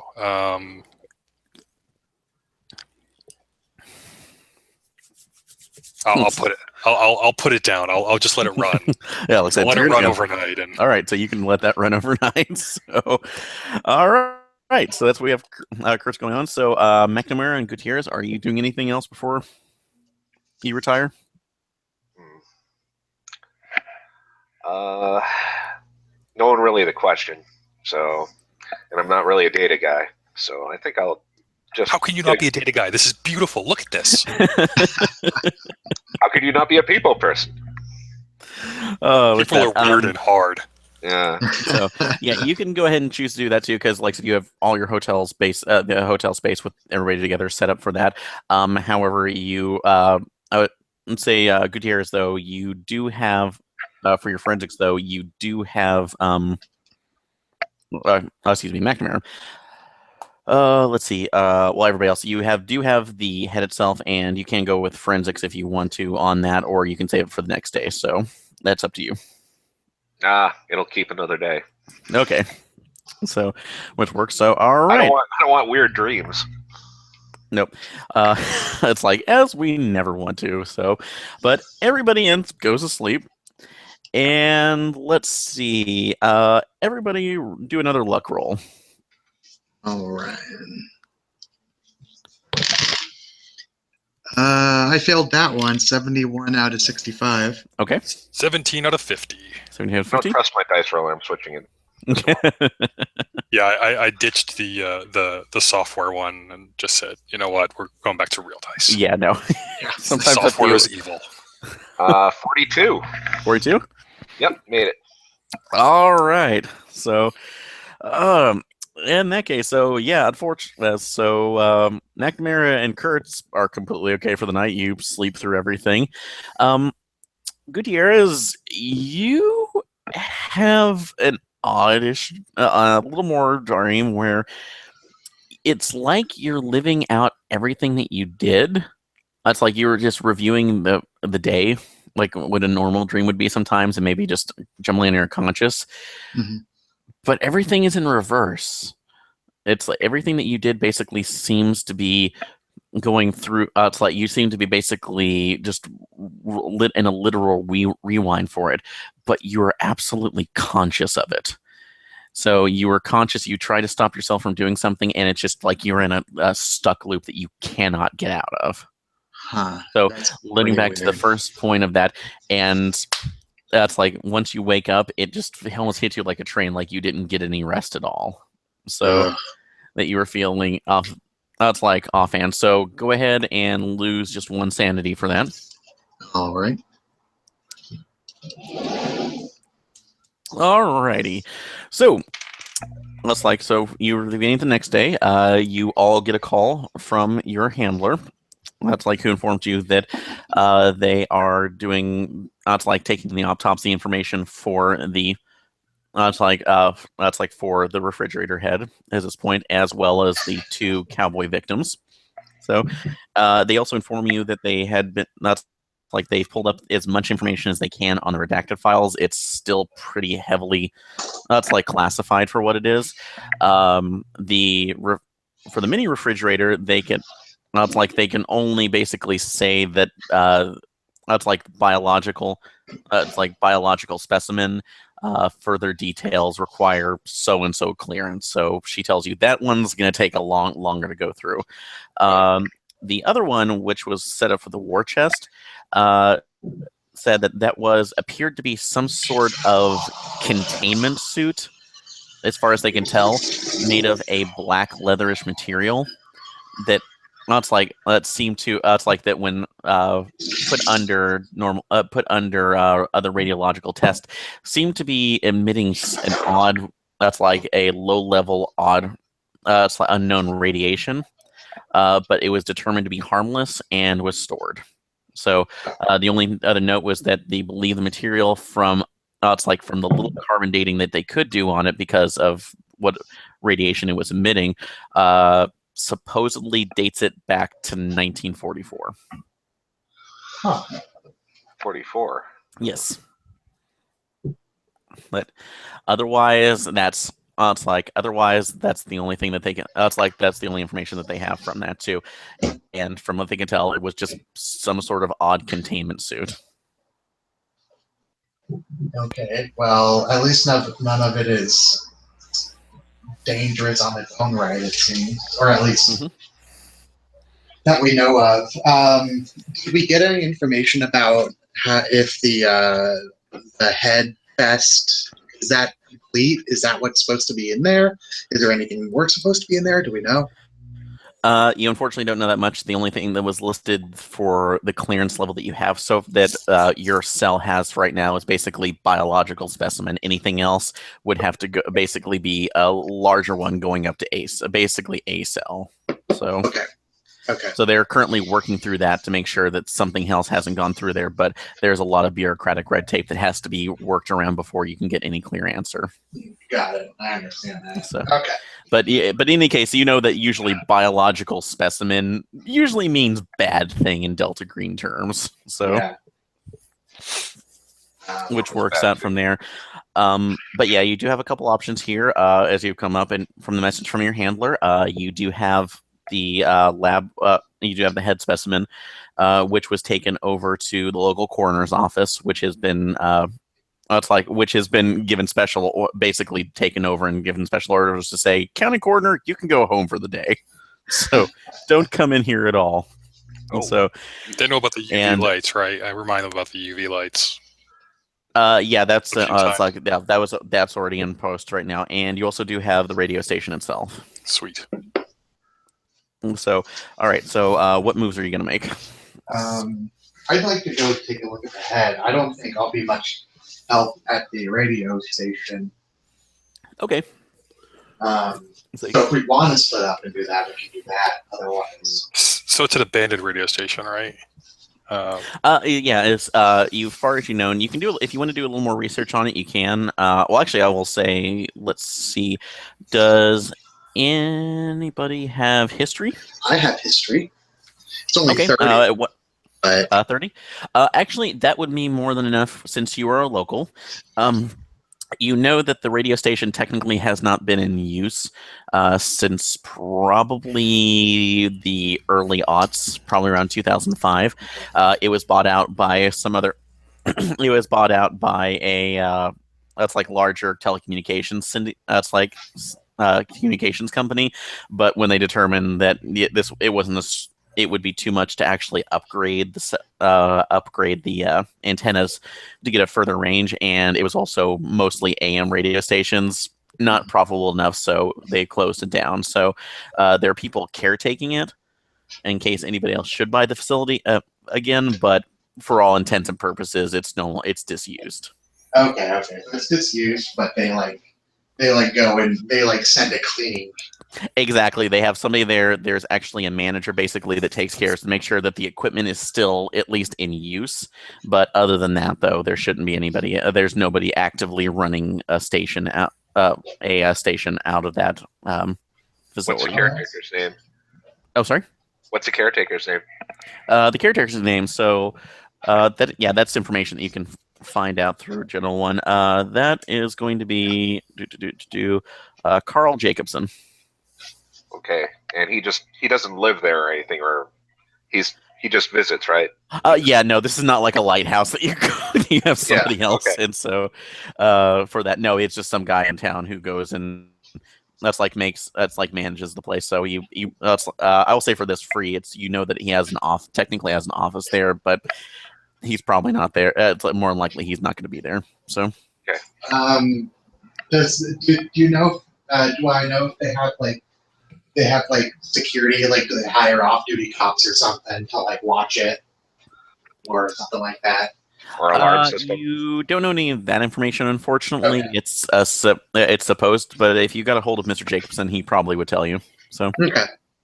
So that's at least an option to be able to get in there or at least take a look at that. So all right. But that would be those are your current leads at this moment. So in that case, so Gutierrez, are you still going to the coroner's office?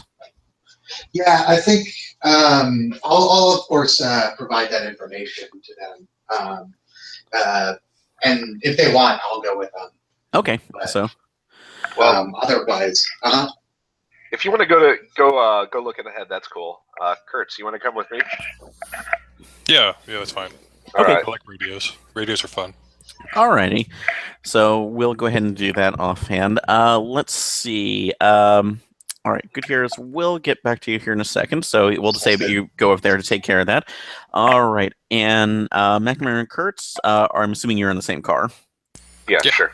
Okay. Both of you go ahead and make alertness checks. Oh fuck. 04. Wow. 66. Is that a crit fail? Success. It's a crit success. Okay. All right. So Oh wait, and alertness. That's 60. It's a crit fail. it's a crit fail. Okay. So alertness. All right. So in that case, yeah. So that's like Who's McNamara. driving? Oh yeah, that's a good one. So that's up to you. So What's your drive? I have base drive. All right, I'm Yeah. driving. All right, there you go. okay, yeah. So I see, unless you are, unless you have to do stunts right now. So in this case, but yeah, Gertz, you're just, I've got a all laptop right. full of data to go through. Yeah, So- you like you're just off on your own. You have a lot of stuff to think about, so you don't worry about this. McNamara, as you're going through, because the radio station itself is only a couple blocks away from the self-storage facility. You that's like are looking around and see that that's kind of odd. You're looking at down these people. You're seeing a couple of people walking down that look almost identical. They're walking almost in the same way that they did before. They're in this literally the same position, same clothes. You notice that other guy that was coming out basically in that hipster outfit, which is kind of BS on there. But now that you look at it, it's a little bit weird that he almost doesn't seem like he's fully there. And when you turn the corner, you kind of look to see off to the left-hand side to see where he's at, and he's completely disappeared from view. It's like he was there and just gone, All right. which works from that and that end. And as you look further down the street, it's like a flash in your eyes because you just can't convince yourself from it. It looks like they have other people who are oddly enough dressed for the 2010s in here. Just different styles that seem to clash. Like, God, that guy looks like he should have been an AHA member band, or holy crap, is that somebody who's really into Nirvana right now? So they find their there's grunge an face. 80s and 90s revival. So yeah, what the hell is like? It's like did we get some? It's like band back. Did we get some? Is there a concert you don't know about? So, but go ahead and make since you saw that, go ahead and make your sand check. All right, 30 out of 65. 30 out of 65. Okay. So again, you can just take one, just mainly because that guy disappeared completely out of view when even if in your periphery, he should have still been walking straight down the street. Fucking ninjas. All right. All right. So you, that's like, so you're driving down off to the radio station. I'll say if you want to, Carl Jacobson, you just find out from there, maintains normal office hours. So you can go ahead and you can go and either go to there or give him a call ahead of time. So Are we forbidden from talking to the guy at the radio station? since that's not, it's part of the investigation and the green box is secured, you are free to do that, but you are to maintain covers. Okay. Well, I have my false FBI identity, Okay. so I'm ready to go. All right. So go ahead and you work. You were driving up from there as well. You see that basically the station on there, it has the for sale sign up in front of it, like owned by whatever corporation. But that's like you could see. Obviously, they're willing to. That's like they're obviously willing to basically take. It's like sell it off to anybody else. And these. It's like there is a buzzer at the front of the door, or if you want to alert people if they want to come in and take a look. All right, Kurtz. What do you think the play should be? We're going to pull the FCC licensing, which is public information available on the FCC website.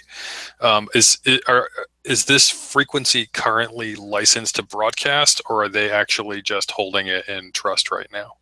And so, that's a good one too. Let's see. I'll say that's what's your computer science right now? 80. 80, yeah. So that's pull. Yeah, you don't have to make a roll for that. Currently, right now, it is licensed to be able to broadcast mainly. They keep that up mainly just to test it every once in a while, and to make sure that all the equipment's going through, and also the few times within the last decade or so that somebody has asked to be able to see the facility. So, and to make sure, you can still be effective. So, All right. Well, that won't work.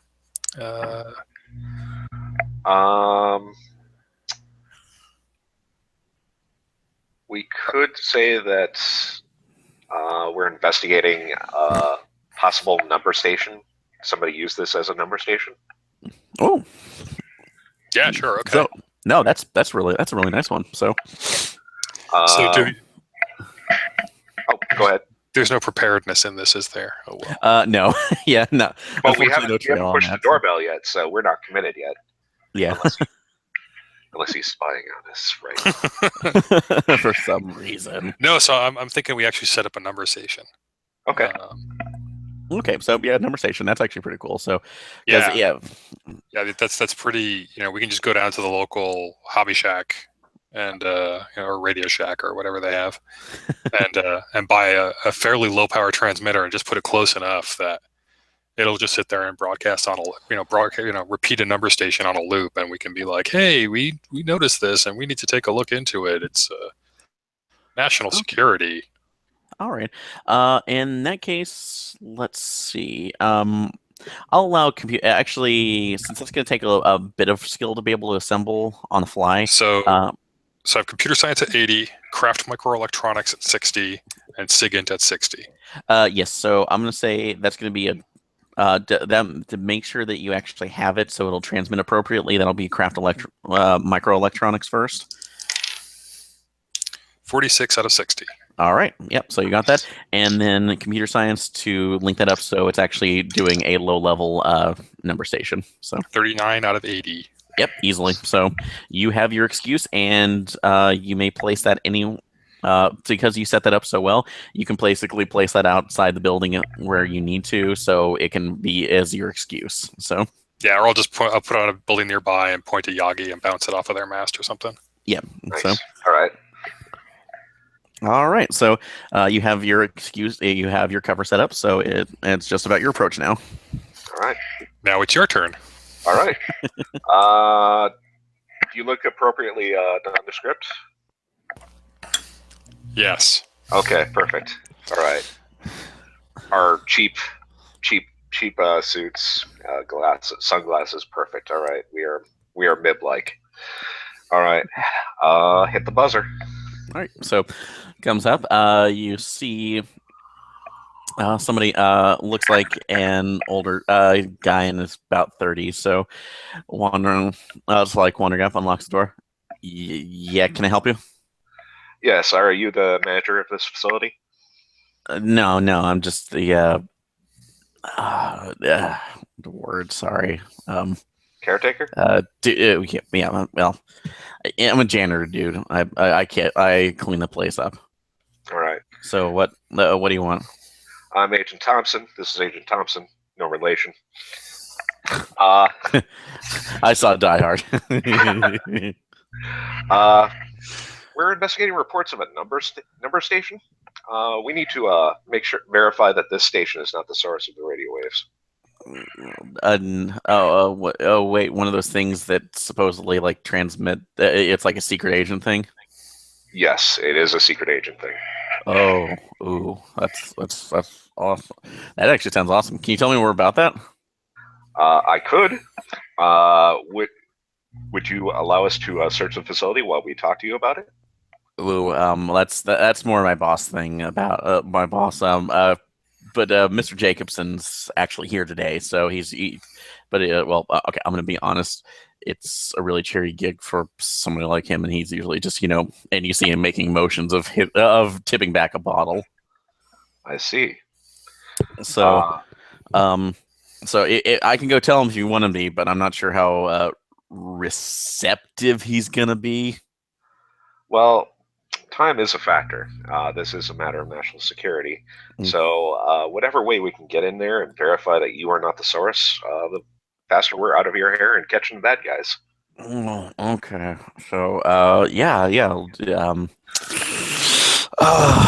don't want to lose my job, man. But national security. So, make your persuade check. All right. 13 out of 70. Oh, yep. All right. Yeah. Listen. Well, can you show me your badge, because to make sure it's not like I show you're him screwing my with me? I show him my authentic fake badge. So, ooh. I also show him my authentic fake badge. Oh man, those things could come off of X-Files. That's really cool. So I watch I that. only wish it were that interesting, sir. The okay, well, yeah, okay. So, you got the badge. I'll vouch for you if you come around, but because I got to get back to what I was doing, or else this guy's a jackass. It'll be so like when we're never there. okay, so just kind of get in and go. So, and if you need me, it's like I'm Eric. So he brings up his badge, saying like, "Helper of FBI." So, All right. Thank you very much, Eric. So thanks. We'll be in and out in just like that. Okay. So, all right. So he locks it up. So from there, you actually see that there is in the hallway that you're there. It's just a one-story building. It's not that very big. Eric does warn you not to go back into like the far left corner, because that's where Mr. Jacobson's office is, and he's also sleeping off whatever it is. Okay. Where's the broadcast booth? Yeah. So that's down the hall. Let's like take a right, and it's the last one. It'll be the last one there, so it just goes straight into it. And so cool. All right. So you see him pushing broom, and you go off to there. Yeah, you manage to turn the corner there, because again, it's very small. And if you've ever seen like a radio, like a side-off radio station, or in one like office building where they're supposed to have like multiple little it's like little recording rooms right there, where like the DJs will go in there and do their thing, because most of these, you can tell the station was set up to basically house maybe about 4 other actual radio stations in them off this similar tower. So, but they have their main broadcasting one at the end. So, and as you go in there, you can take a look. Let's see with that. And sorry, what was your craft microelectronics again? 60. 60? Oh, yeah. So, yeah, as you get in there, you see that some modifications have been made. So, a little bit more than you are absolutely used to. This is not up to regulations. Well, that's like not up to regulations, and the fact that you actually look at the modifications that have been made, and you see that this just offhand, the additions been made from a cursory glance have been made to boost the signal of the main tower. And so that everything, which is not unlike what you basically did with your number station. Mm-hmm. So, and it's been making looks like it should be able to do a general boost. If you want more specifics about it, you'll need to make a roll. All right, I'll make a roll. Okay. 16. 16? Oh, yep, 60. good enough. Yes. Yep. As you look at it, you can see that 2 things that come to mind. One, the range on this has been increased significantly, where the original tower that's top of it should only be about a 30-mile radius. With everything that's linked up here, and you can tell that somehow these are more like the receivers, and the transmitters on here are basically just monitoring them. There have been other dishes that have been added to the main tower that's increasing it almost to 80 miles.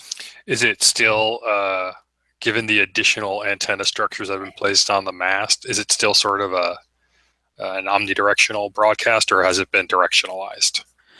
Very good. Yeah, that was the other information I was giving you. You can actually see that directionalized, it is now going straight up into the atmosphere. So it's almost like it's been set on a narrow focus.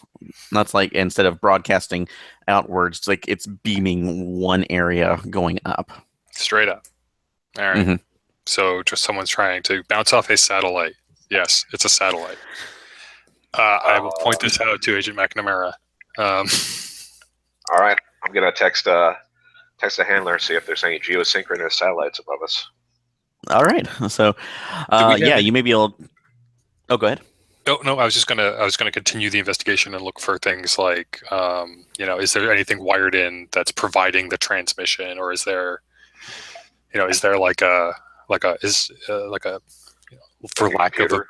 is there a computer plugged in that's broadcasting, or is there a relay radio that's attached to the console that's feeding it? Nope. You can't. It's like you don't see any computer that's set there other than just like the main workstation, which honestly looks like it was like it's like a trash compact system from the 90s. But you do see that on the other side of it, because it's like the main controller for the antennas. On the other side of it, there appears to be a hastily set up Ethernet. It's like Ethernet connection that's leading back into the transmitter. So, which is a really rough patchwork from what you can tell. Yeah, they're probably only pushing like 10 megs through this. Look at this. 2 of these pairs are frayed. Ugh, amateur hour. Actually, can I get a guesstimate of how long this has been set up? How dusty is it compared to the rest of the room? Yes, actually, if you want to roll, what's your forensics at? 50. 50? Yeah, actually, go ahead and make your roll on that. So, all right, it's a little bit off from the normal hand. All right, 29 out of 50. 29 out of 50. Good. So yeah, you actually see that this one, it hasn't been here very long. So it's probably, from what you can tell, it's been about a month setup, which is in concurrent with when the transmissions really, when these older transmissions started coming into phase. But you have, but also with the dust too, you could see that the cleaning crew probably hasn't been in here, which means that Eric and whoever else has been been brought in here has been asked not to come into this room. So, or it's been at least partially restricted. All right. Because there was a dust off of here. I should around that. Talk to Eric. So, which you can do that. But at that time, you guys can both make an alertness check. 76 out of 20. 60 out of 60. All right. So, all right, you were the only one to hear the footsteps coming down the hall, and turn around just to see the door open, and it looks like it's like a gentleman about 6'4", probably in his mid-40s, scratching the back of his head, just looking at you with very bleary eyes. Like, who the hell are you? Agent Thompson, FBI. This is Agent Thompson, no relation. We're here to investigate reports of a number station, and we see this. This is not up to code. Not up to code. By my God, that this is not up to code. This is not regulation. Is it not regulation, Thompson? Yeah, no. This is you've endangered wildlife in the area with this kind of radiation that you're putting out into the atmosphere. You guys aren't licensed for this. Your license number is, and I rattle off the license number I looked up earlier. And you're 30 miles. I mean, this is 80, and you're sending it straight up into the stratosphere. You're gonna kill birds, man.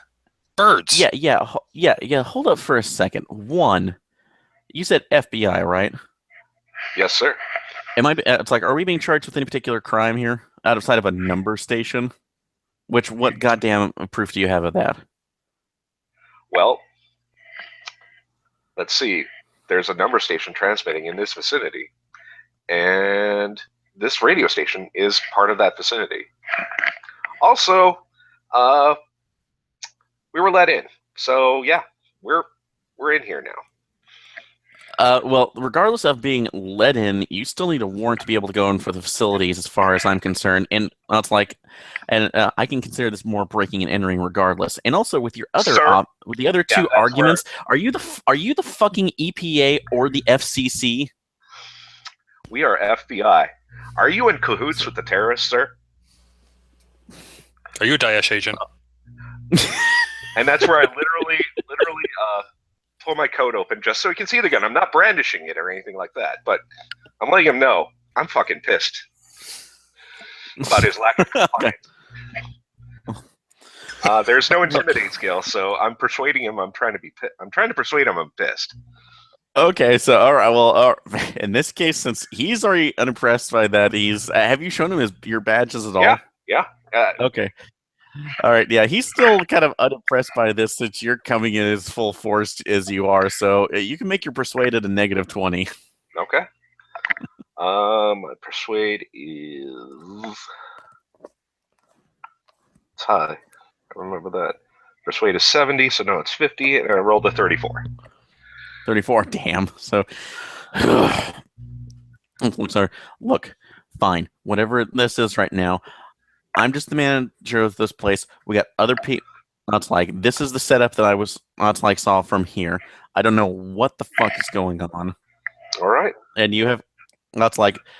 Regardless of this, regardless of this number station one, which again FCC as far as I'm concerned. But right now, right now, I'll be willing to comply. But that's like you need to get a warrant coming in here first off. All right. Human. This is a disused station. Human. Is he? What am I reading off of him? All right. Go ahead. What's your human skill? 80. 80. Go ahead and make your roll. 68. 68. All right. One, very annoyed. Mhm. Two, you can come from that. You can also see that he is pretty inebriated too. So this is the guy that you just woke out of something of a stupor. So, but because of his general reaction from this, you are actually seeing. You do get the feeling that he is hiding something. So. Well, Kurtz, you wanna? So, because he's fidgeting, you see he's fidgeting around a lot. He's moving pretty jerkily, and he keeps scratching his head. Well, sir, I'm going to rattle off how FBI is jurisdiction over espionage inside the United States, especially counter espionage, and then I'm going to start rattling off some Patriot Act shit. So that'll probably take some time. If Kurtz, you want to do anything like may call somebody, see if we can get like somebody to call the station or something. Yeah. So yeah, if you want to, that's like do that. Look, just well, basically that's my play. I'm gonna occupy bureaucracy and law. Bureaucracy and law. Okay. Yeah, actually, go ahead and we'll make one more bureaucracy roll, and then in Kurtz, if you want to make an alertness roll. 94. No. Nope. 17 on bureaucracy, so I made it. 17 out of 4. God, I'm not going to get you out of my goddamn office, all right? So, fine. Get whoever the hell you want down here. That's like to look at this. I don't know. I just run this facility. They might have other people coming in here to do stuff. There's a big... It's the umbrella of Time Warner Communication. All right. So that's like they own all of our goddamn asses. So what? That's like so there might be somebody coming in here doing this, but I'm not running a number station or doing anything for some stupid Al Qaeda or Taliban or ISIS communication. Well, okay, sir, nobody's accusing you of that yet. All we have is yet. I can't. I'm not psychic, sir. It would be much easier if I was. But in the meantime, we do have equipment right here that we need to investigate. Fine, whatever. God damn it, call whoever you want to. I still have a splitting fucking headache. So, if that's like, I do make you come. I do make a noise of sniffing, like, So, which is okay. So working around. I'm gonna be back in my office. You call in whoever you want. You just knock on the damn door whenever you want. This job is not fucking worth it. And you see him shuffling back. All right. So, and in this case, it's like McNamara. Go ahead and make one more alertness check. Alertness. 45 out of 60. 45? 45 out of 60? Okay. you do see that there are two interesting. You're the only one seeing it, since Kurt unfortunately is looking at the monolith of the transmitter now. So the modified. As you're seeing, as Jacobson move around, there are. It's about maybe 1 o'clock now, from when you were after you finished up with everything. You see that there are some lights coming through the windows in there, and a little bit odd, but you see that of Jacobson almost. He's looking down. He shouldn't be seeing where he's going because he's shuffling, but he almost seems to stop where the light begins and just veers off. And then each time that he hits one of the lights that's coming through the windows in the studios, he just veers off down the hallway again, almost pathologically avoiding it. Okay, I think I have to investigate that light when he's back in his office. Yep. So that's where you kind of had that, but it's like he's accepted you at this point, so we'll stop there. All right, Gutierrez. All right. So I'm going towards the coroner's office, I suppose. Yeah, you're basically already there getting set up. You're with another Delta Green. Actually, with that, you have a. Let's see. Give me a name of a coroner that would be a Delta Green friendly. Fred Liebschitz. Liebschitz. So, all right. Liebschitz. All right, so you have Dr. Liebschitz there. You've called him in since he has been known to deal with a little more oddities at that point. Mm-hmm. So it just comes up like, hey, so I see you gave me a weird one.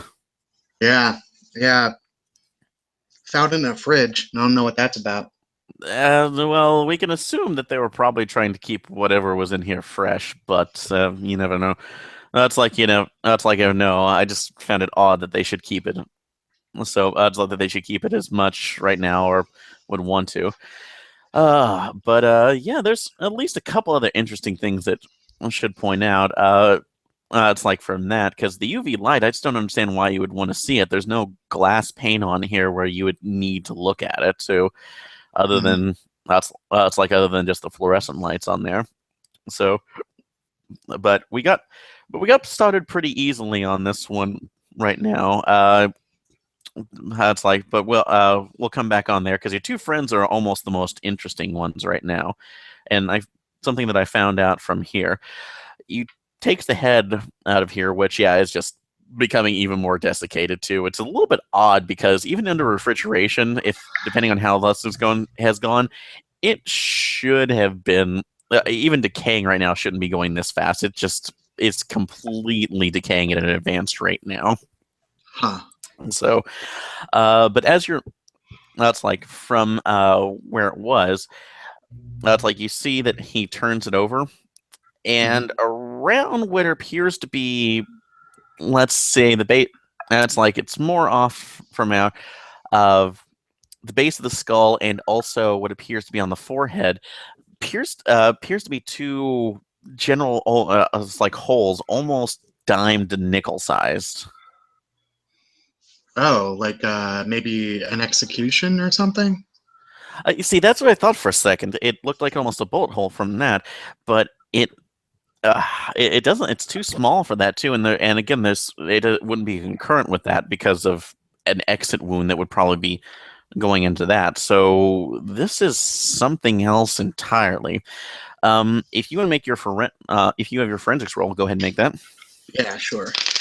Ot 1. Oh, nice. Holy shit! So Nice. Oh, well, good job. Out of that, yeah, Dr. Liebschitz didn't see that on his first one since he's just getting the general weight and everything. But as you look at both of those, the entry and exit wounds, so to speak, it looks less like something was fired into it and looked like it was almost chewed. That something was, it's like, or scraped along where it was, that something chewed on the edge and then burrowed its way in. Oh, what This is the best. So, and do you see Dr. Are you pointing this out to Dr. Liebschitz? Yeah, I am.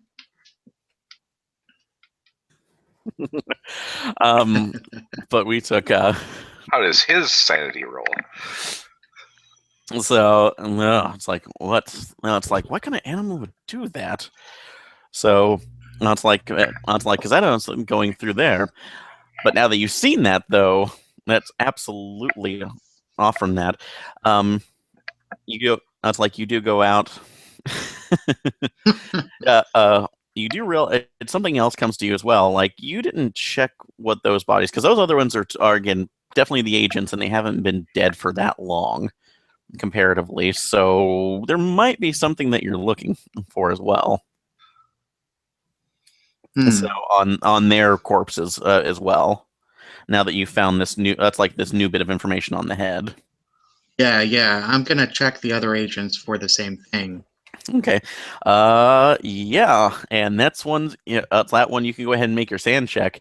Off of that, as both of them at least have a telltale sign at of those holes at the base of their skulls. Oh man, I rolled a 62. That one sanity that I lost earlier made me fail it. All right, so yeah, definitely going on the unnatural side for that. So this shouldn't be there. So I'll say this is just a loss of 2. So because this is the telltale sign, so that knowing that something was being contained possibly within this green box, and it has obviously escaped into the public. That's terrifying. Also, now that I think about it, are those, well, you said there were bite marks too. I was thinking maybe they tried to scrape it out of themselves, but they can't bite themselves. Well, I guess they. Yeah, and all the bite marks. Yeah, you could see that for that, but yeah, everything almost looks like the maul. Yeah, the way they was set was looking like it was mauled by another human. So yeah, okay. Putting those together, and that's like putting that information together, you can assume that if these two are dead and the base composition of cell groups 3 to 4, there's probably another player in here that we're not seeing. Right. So we have, which is going to make it even more of an issue as well. Yeah. So what is your move going to be on that? Let's see here. Well, I guess I'll send a message to one of the two at the thing, letting them know that we have a possible third, fourth member of the cell, possibly active. I'll mention the method of death, I suppose, just in case that's relevant. Okay, so yeah, that's going to going from that instrument. Yeah, you can basically send along that information. So that's going through. And are you going to? Yeah, the autopsy is pretty much complete. So are you going to head their way, or do you have something else you want to do? No, I'll head their way as well. I can't think of anything else that I need to do specifically. I think that our only other lead is that radio station at this point. All right, yeah. So you know that they are already there right now. So you can go ahead. You know what? On the way there, though, I am going to turn on the police plotter or whatever and listen just in case anybody else has found any like wild animal attacks or anything like that. Okay. Yeah. All right. So, yep, you can do that. So, go ahead and make an alertness roll as you're driving, since you have your police scanner on too. Sure. 11. Wow, I'm getting all my crits out right now, I guess. Okay. So, this is going to be happening somewhat concurrently, but you drive out. You're looking around, and I'm going to ask you this, just as your personal background. Have you lived in Richmond all of your life? Not all of my life. Okay, so just for a good majority of it? Yeah. I could make the Philadelphia born and raised joke. But, yeah, I was thinking that she grew up in Philly, and then after she found pretty much an opening in Richmond. In Richmond, okay. So she's been there for probably a decade or more. Okay, that's a decade too. So, when you were, that's like, so give me something about who is somebody that you connected with that is no longer with us, and that's like when you first moved to Richmond. That I connected to that's no longer with. Yeah, with Ed? with you in Richmond basically means that they have passed the mortal veil. Okay. I'm gonna say that um, one of the guys that I connected with at the police academy Okay. um, is no longer with us. He got on a bad traffic stop or something. Okay. So he just it's like it's like got into at least one incident that he got shot and killed or Yeah, that. exactly. Okay, so yeah, just one more detail. What was how did he go out? Was this just stopping a bad drug deal or? Um, yeah, I'm gonna say that the camera pretty much showed he asked for them to open their trunk. The guy popped it. He started moving out. And the guy came out and shot him. Yep. And then just kept driving. Okay, so yeah, so he is far gone. He is been long gone. His grave has been marked.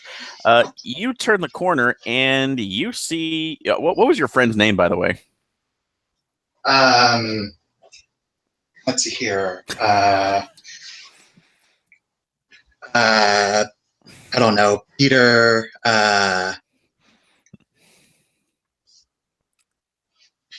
something. I don't know. So let's see, Collins. So Peter Collins. Okay. Yep. You see Officer Peter Collins standing on the side on the corner, waiting to cross the street, looking directly with this normal steaming pouring of AM. It's like of afternoon coffee, looking as exactly as he did the last time you saw him. That man is dead. That man is exceedingly dead. He is. That's like you were there at his grave, at his funeral. Make your sand roll. Nope, I failed that too. All right. 6. All right. So what was it? What did you fail? I failed 86 out of 59. 86. Okay. Oh, so let's. Oh, need my other dice. Where is it? Okay. So for that one, lose 3. No, that's not bad. I'm still not at my break point yet. I'm good. All right. So that still but keep stopping because you just kind of like, what is your reaction? How do you react to that? Probably jam on the brakes. Be kind of wonder. Yeah, I'd probably question my own sanity at that point. I saw that guy lowered into the ground. Okay, make a luck check. All right. Or actually, I'll take this back. Yeah, go ahead. Oh, I failed that too. 93 out of 65. 93 out of 65. As you're staring directly at him, you don't notice the red light and the person who's in front of you that you just tailgated. Oh, crap. He walks, the person gets out. Well, it's like looking completely incensed. And Phil, Officer Collins sees the crash and is walking over to help. So he comes out, looks at you. No, it's like, Gutierrez? So what the hell's wrong with you? What's wrong with you? How are you here? So what do you mean I was here? I'm just making my normal commute. It's like walk down to the precinct. So, God, are you drunk? You never drive like that. No, I'm not drunk, but you're not alive. What? What the hell are you talking about? I'm not seeing this right. You cannot be alive. So, I've been as alive as I've ever been. I'm still. Well, it's like I don't know what the hell you're talking about. Are you sure not drunk? Look, let's get to the tank. And the minute his hand hits you, it seems to phase and he disappears. So make another sand roll. I am going crazy and also failing lots of sanity checks. Yep. So, all right. Let's see. And that's 4. 4. All right. Well, that's my. Wait, no, hold on. Nope. I'm still. Haven't hit your break 3. point yet? Yeah, I'm still 3 over it. 3 over it. Okay. So, but the other person who, yeah, the other person there has now seen a man disappear, and he is completely, who you crash into, is completely stunned. Yeah, that makes 2 of us. Yeah. So, what are you doing? Contain, guys. We're supposed to contain. Yeah. I'm gonna try and make up some bullshit story about being punked or something. I don't know. All right. It was an elaborate an elaborate joke. All right. So, yep, you have that as well. So we'll leave you at that for the moment. Back to the radio station. So, I want to investigate where that Ethernet cable is going. oh, you want the Ethernet cable? Okay. Yeah, you can actually take a look at that. That will be microelectronics, so no roll needed on that. You see that it is winding back up to the top of the.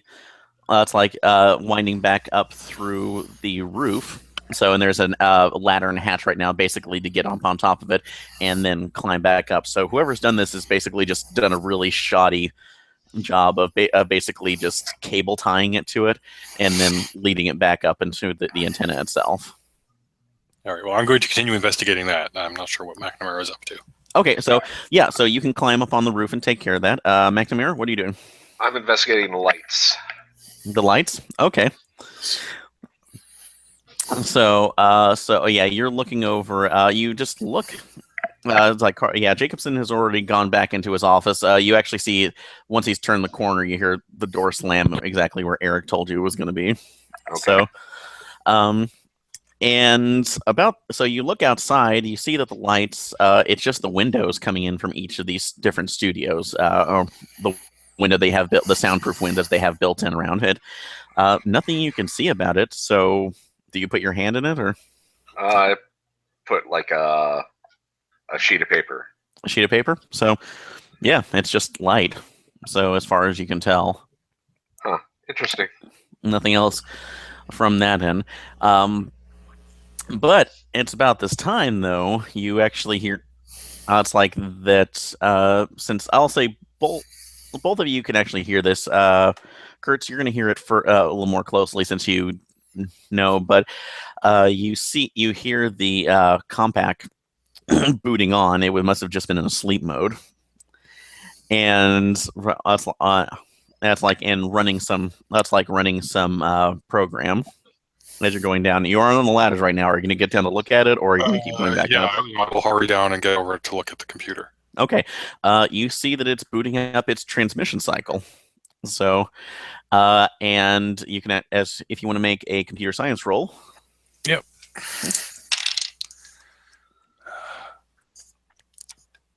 98 out of 80. Oh. So I'll say it's close enough for you can get a little bit of information. So I'm going to yank the cord. Oh, you're going to yank the cord? So I was just about to tell you that. All right. So, well, like I said, you know that it's booting up something. You can tell it's its transmission base. Yep. So, and you end up yanking the cord, but not before it manages to apparently transmit its orders to the controllers on the antenna. So it knows what it's doing, and yeah. And you hear that power up. So, and at that moment, both of you, you guys, it's like it just seems to burst because you did pull it at an opportune moment, so it's interrupted just slightly, but before it can go into full power. But both of you, go ahead and make sand checks. Shit. That would be a negatory.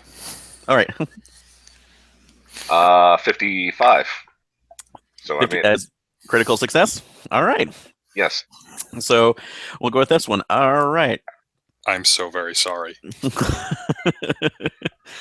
all Curse right. the unclean. All right, so Kurtz, you're lucky. You only take 2 because you're at least in the main. You were in the transmission room, with the control room for the broadcast tower. But as you look around, it seems like the room shifts for a fraction of a second. You can't tell. It's almost dizzying. It's like you were standing there and then just almost a feeling of falling if you're really dizzy. But you look around and it seems like shadows of people are walking around you in droves, and even more so as you look through it, the as you're looking through it, you could see people in different attire moving with different pieces of equipment, as that's like for the radio station. For this one, some of these people look like they're in old business suits. Some of the people look like they're in Hawaiian shirts, glasses, different hairstyles from different decades going back to the 40s. So they just keep weaving in and out. I swear to God, I thought turkeys could fly. So yeah, and then it vanishes for the second, and you kind of shake your head, but then you notice that despite pulling the cord, it seems that the antenna is still powering up. I'm going up to the roof. Okay, so you're going to try to go to the roof. All right, and going back to Ekmir, as you look around, you look through the window for a second, and you get almost a similar image through the hallway of people just moving back and forth, DJs of different eras and different it's like clothing styles moving in and out. You can hear almost a little bit of music too. It's almost this clashing cacophony of big band. That's like rock and roll, disco, metal, and everything else you can think of just for that second of sort. And even if you are more disturbing, you seem to control yourself, so you're just going to lose 1. Okay. But you can look out. You're in between 2 of the windows.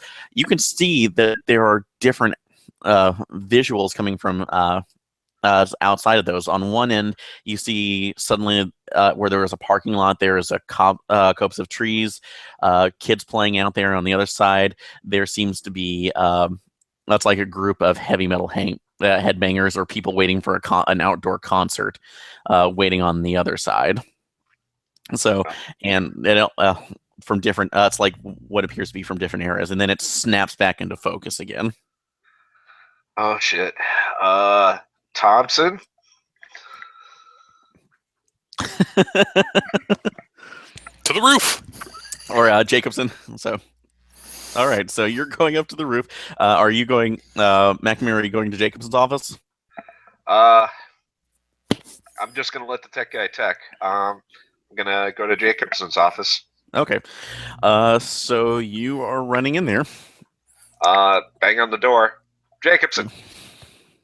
So you're not hearing any answer, although since things are kind of shifting around you, go ahead and make an alertness roll. Okay. Do I hear anything? No, I hear nothing. Nothing. Okay. 84 out of 60. All right, 84 out of 60. It's you can't really hear much of anything through that. The door is locked, but you do see that he is. But you do hear that like he's doing something in there. You just can't really determine what from that end. He's getting his brains eaten. Which is a possibility of that. All right.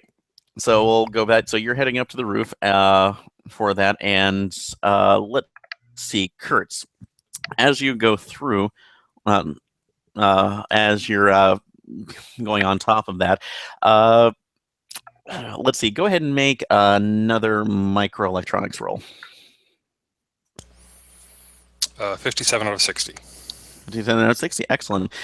So as you get up there, yeah, you thought it was basically just from what you saw in the control room, that it was mainly from what you saw. It may have just been like a couple of other dishes or other things that were boosting the signal of this.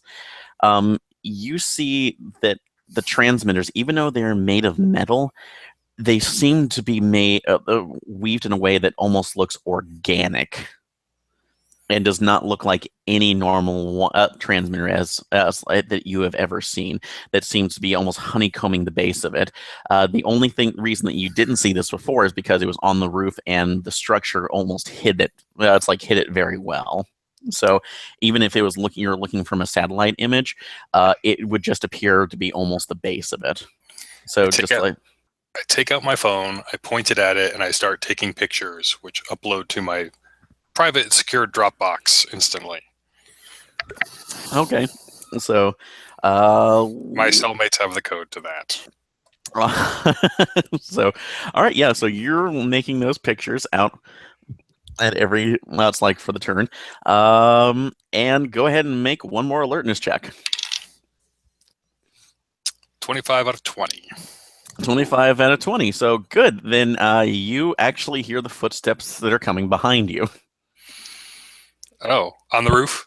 On the roof. Yep. All right. Then I'll drop my phone and turn around. All right. That's about the time when you look around and you see Eric coming up behind you. So, but he is not looking so hot. So we were bros.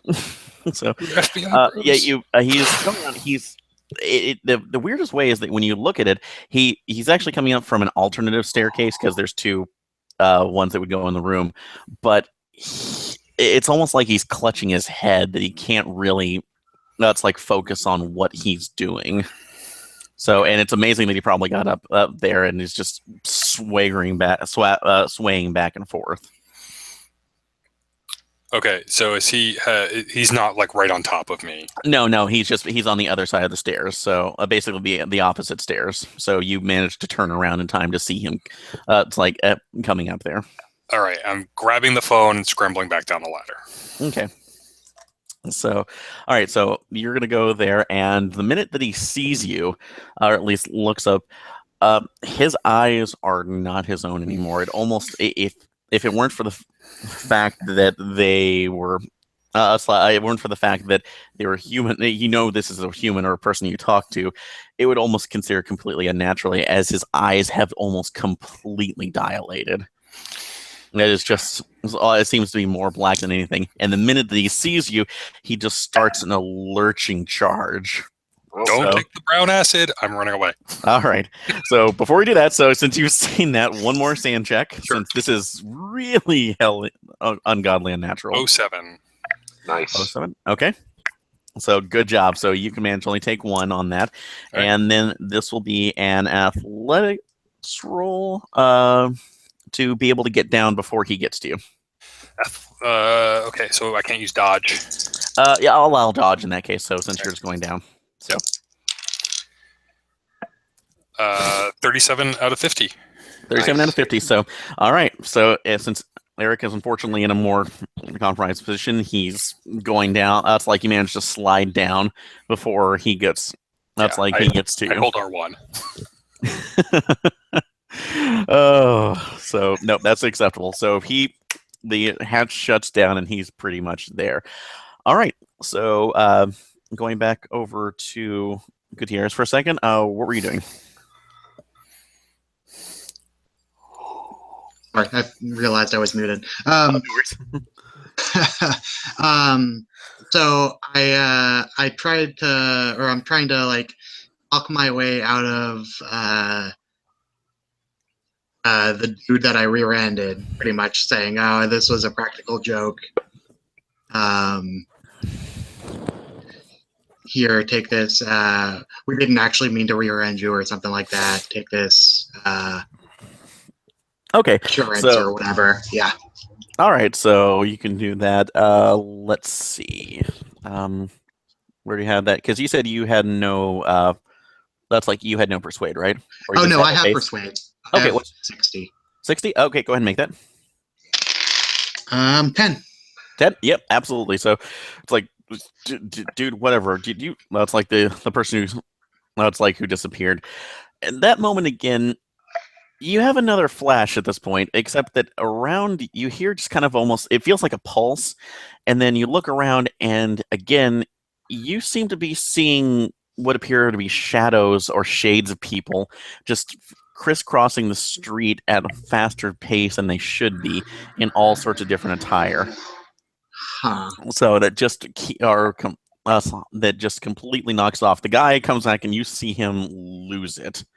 He just gets into his car and bolts Okay. from the fender bender. So, well, and it's about that time too, since it's like you actually receive a notification since Kurt's sent out a message. Basically, you see Kurt has sent out a message sending out pictures over to another server. So that has been forwarded over to you, and you can extrapolate this is the SOS now. Okay, well, getting in my car and gunning it for the radio station. Okay. I slap on the magnet. What's it called? Siren or whatever. Emergency. Okay. Oh, the siren. Okay. Yeah. So to be able to get there in time without crashing, so go ahead and make a drive check. Alrighty. And this is actually going to. What'd you make it? I made a 98 out of 70. Or I'm sorry, out of 50. Okay, it's not a critical failure, thankfully. So, but the flashes continue here, so it will as you're going through, which is very disorienting, and sometimes signs change and are as well. And a couple times it seems like you're on unpaved road, or even in a country. Oh, so it's going to take you at least 2 turns to basically get over there without crashing. In this case, so we'll flip back over. So, and McNamara. So you were beating. It's like you were at the door, so it is locked, and you can barely hear what's going on. So, what are you doing? Oh, I think you're still muted.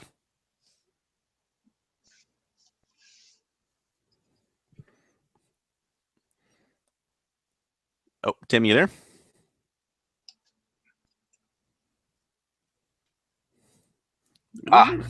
There it is. Okay, yeah. All right. I'm gonna try. Sir, it sounds like you're in distress. I'm breaking down this door. Okay, so let's see. You can for that you can either are you gonna physically breaking it or shooting it out? Shooting it out is generally pretty stupid, so I'm just gonna try to break it. Okay, so go ahead and do that. That's going to be for that one. I'm gonna say that's a strength times 5 check to go ahead and do that. 21 out of 55. 21 to 55. So yeah, this is an older building. It really doesn't take that much in there. All right. But yeah, as you break it down, so you see that it's like you actually see that over in the corner there appears to be it's like there's 2 things that hit you. One, another reek of a dead body. So. Great. Looking over, and you see that it's been sitting in the corner. Although that oddly enough, it's like enough they have what appears to be kind of like an ionic air purifiers around it. Okay. That sits sitting there, just kind of looking up, and you look back and see Jacobson swaying back and forth. Although looks like he's been hitting his head and trying to pull on what appears to be some sort of black leatherish containment suit, as he's almost rhythmically hitting his head against the wall and crying. So that will be a sand check. Okay. So particularly for helplessness or violence, we will see. 24 out of 60 something. Okay, so 3. yeah, since this is a nut, at least for that, you're only gonna lose 1. But he's just beating his head. I don't want to do it. I've done everything you've asked me. Just no. Get the fuck out of my head. Well, fuck. Okay. So get on the ground. He doesn't seem to notice you at the moment. So, and at the moment that you say, so you're just pointing your weapon at him and saying, "Getting on the ground." Yep. Okay. So, all right, go ahead. He looks over at you, and he just seems to just tears pouring down his face. It's not me. I can't help it. I don't know what it's doing. So got into me and told me to do stuff. Doing stuff. I didn't know I could build that shit. So you gotta help me. You gotta help me as he starts moving forward towards you. Oh, no. On the ground if you want me to help you. You gotta help me. You gotta fucking help me. He's not listening. All right. He gets a 9mm through the eye socket then. Okay, so that'll be a called shot if you're doing the head, which will be at a -20. So Okay. but that will kill him too. So he's not. It's like he is not going. So go ahead. What's your skill? 80. 80. So all right. So go ahead and make your roll. 56. 56. So yep. You do. It's like you do get that. So yeah, it absolutely goes right through his eye. So it's like shoots that out. So and you see him drop to to the ground like a sack of potatoes. So that's like although he is still kind of that's like writhing in pain below them. Excuse me. But afterwards, so he is absolutely down. You have the other corpse that's in here as well. Let's see. You can make an alertness check. All right. 44. 44. Oh, critical success. So you actually do manage to find. Yeah. Let's see. Oh, sorry. Oh, sorry for a second. So, Strayer AMR. When the GM gives you 50 cal rifles, you know that it's just a bad thing. So let's. If you had asked for it later, maybe. So earlier, anyway. But yeah, you actually go around the desk, and you end up seeing a plethora of different written notes on the desk that seem to be tracing out. That's like what appeared to be different transmissions. The sketches and what appears to be mathematical equations, as well as different. That's like occultish writings, unnatural things that you do not recognize as for that. And in addition to that, you also see a laptop off to the side that has been unlocked that seems to be running this. It's like running these equations. And as you're looking through that, you see that I'm sorry. My headphones fell out. Oh, no worries. So, but also on this laptop, yeah, seeing a laptop with a bunch of equations. Oh, still okay. Can you hear me? You there, Tim? Hello? Yeah. Let's see. Tim is having technical difficulties. Yeah. Please stand by. Well, stand by. Wait, this is yeah. Hello? Standing by. All right. We could just break for that second. Hopefully he will hear us. Hello? Let's see. We can get him in. All right. Is he seeing on the chat or? Let's see if I can reach you through there. All right, Tim. Oh man.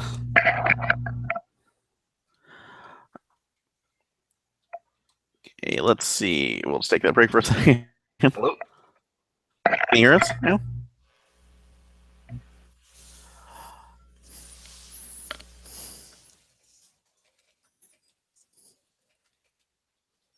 Oh, good. Yeah. So, okay, yeah, we'll take that break for a second. So, without that, sorry about that.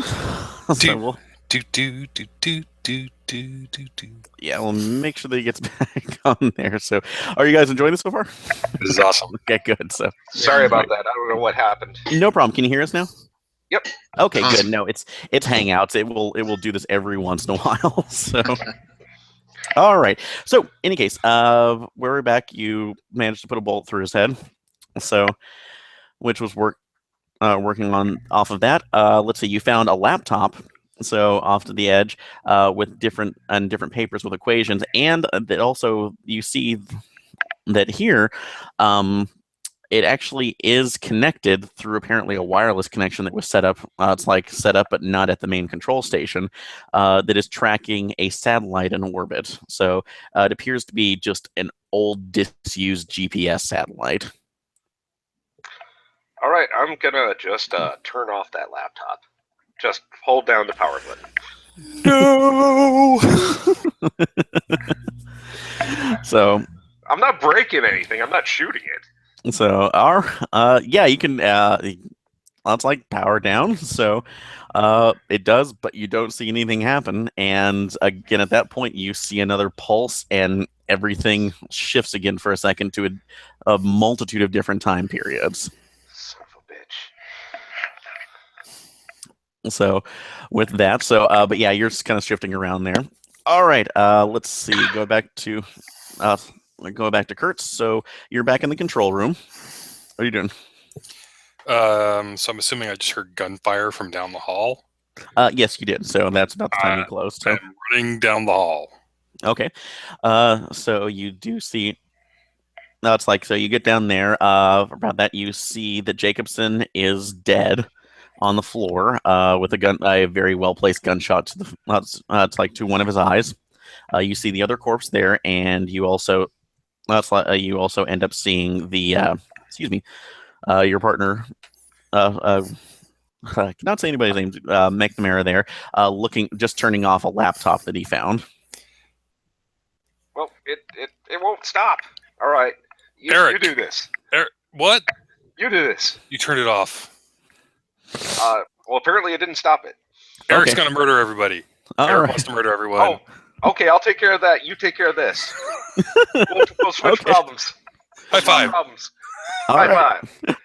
All right. So that's about that. I will say, Kurt, go ahead and make a luck roll. 04. Or 4. All right. You were lucky. He just put it into sleep mode. Oh, thank God. So you're able to pull that back up. All right. And are you?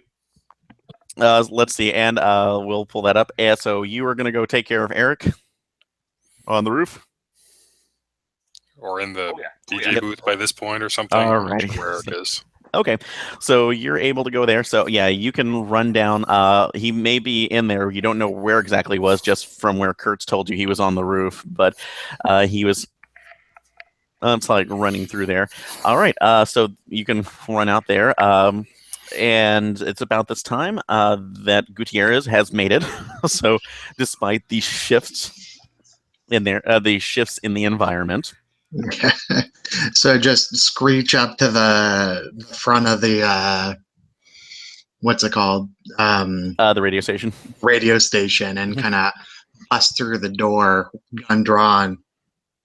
Yep. So yeah, you're drawing at that point. Let's see. Go ahead and make an awareness roll. Sure. Let's see here.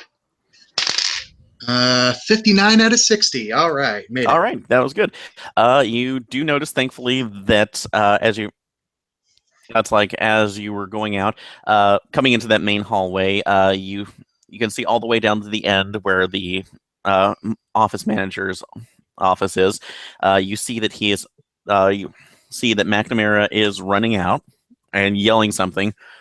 That's like behind him, and behind him and moving forward. And you can also smell that there is a dead body in here too, even from that one, since it's a fairly small building. So from the end. So you have all the information, and just behind you, it seems like there's another person moving. You don't know if it's one of those flashers or not, but it looks, as they do, it looks almost slightly different. That when McNamara is running by, you see that he's that shade almost catches his eye and follows after him.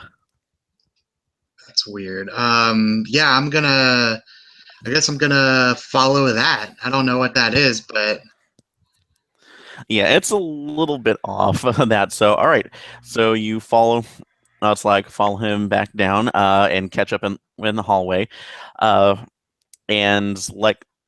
as let's see, what would that be a good one for that be? Do you have any? What's your human? 70. 70. All right, go ahead and make a roll. 70 on the dot. Oh, 70 on the dot. Cool. So that's excellent. Yep. In this case, you notice that for a sec, you didn't really think about it beforehand as you were watching McNamara going back down, because you don't even think to respond to him just because this is so odd. Yeah. But as this figure is moving, it looks like it's more modern, but it's fading. It's becoming far more solid now. And yeah, I'll let you go ahead and do this. As you look around, you see that it's moving with a determination that is not normal of the other people, because they seem to just be moving in and out of life that they should be.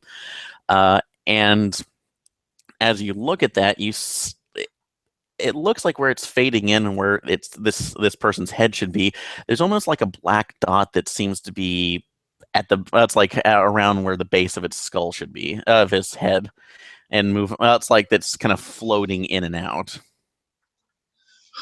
So And it's heading kinda sounds- that one's becoming more stable, and it seems to be heading straight for McNamara, who does not see it yet. All right, I'm gonna yell out to McNamara to look out. Okay, so let's see. For that, yeah, in that case, McNamara, go ahead and make your alertness roll. Shit. 64. Missed 64. Instant. He's not Just seeing missed it. He's not seeing that. So All right. In that case, I guess I'll try. I don't know if it's gonna help, but I'll try and shoot it. okay, so you have yeah, so you have that. So I was going free action. So go ahead and make your roll. All right. I don't have. Oh shoot.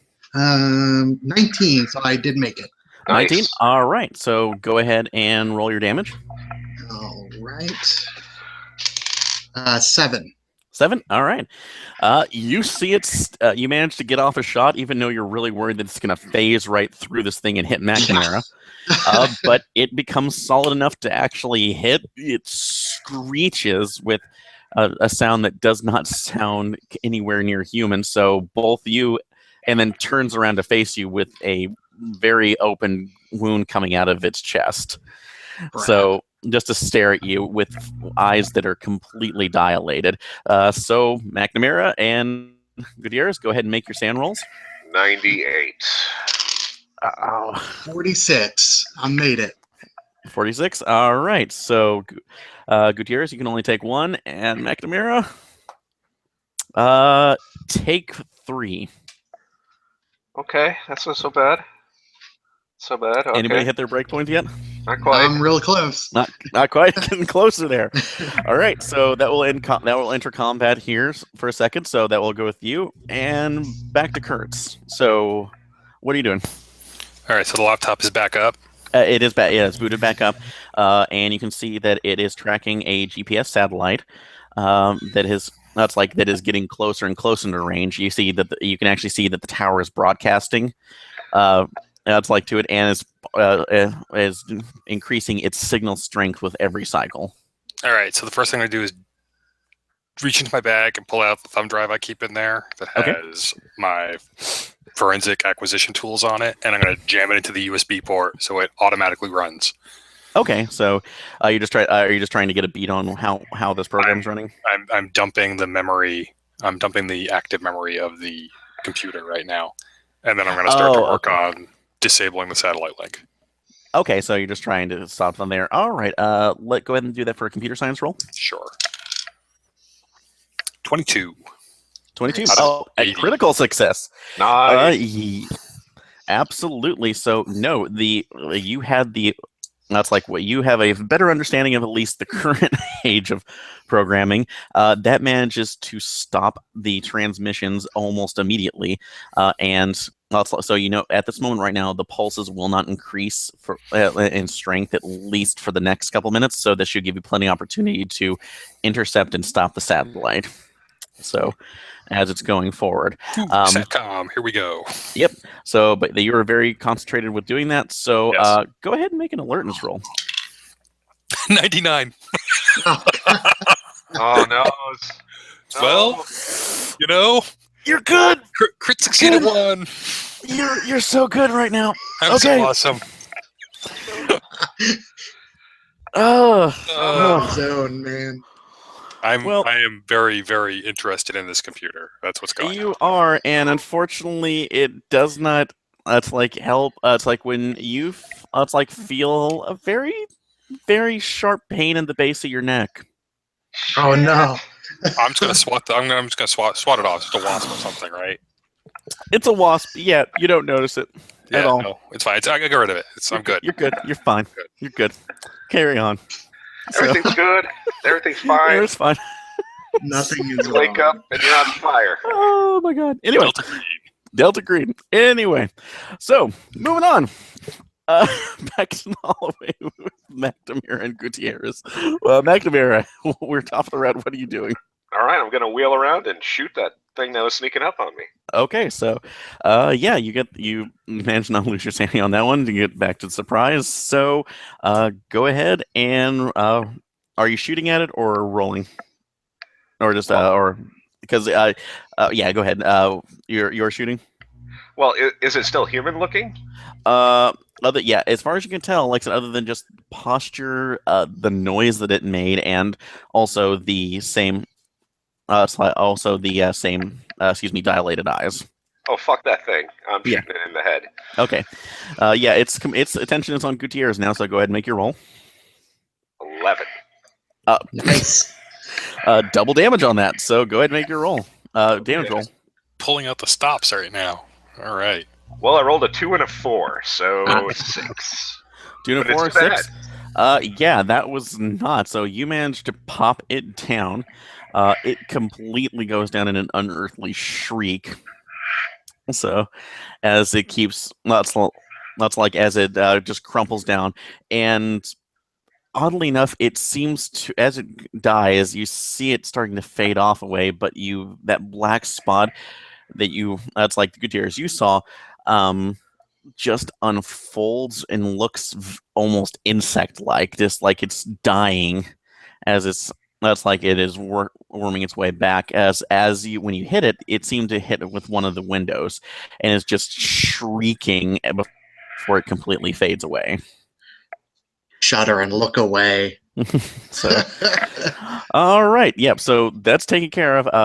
Eric is around somewhere here, as well as some of the others. So you can reconvene, or it's like reconvene back over with Kurtz, or you can go hunting for him. I didn't see that guy until you shot at him. Yeah, he was. He faded. He faded into existence. I can't believe I'm saying these words. He faded into existence right behind Nobody stays alone from now on. Let's go to Kurtz. you. All right. All right, so you're going back to him to guard. All right, so yeah, okay. So Kurtz, tell me what you're doing.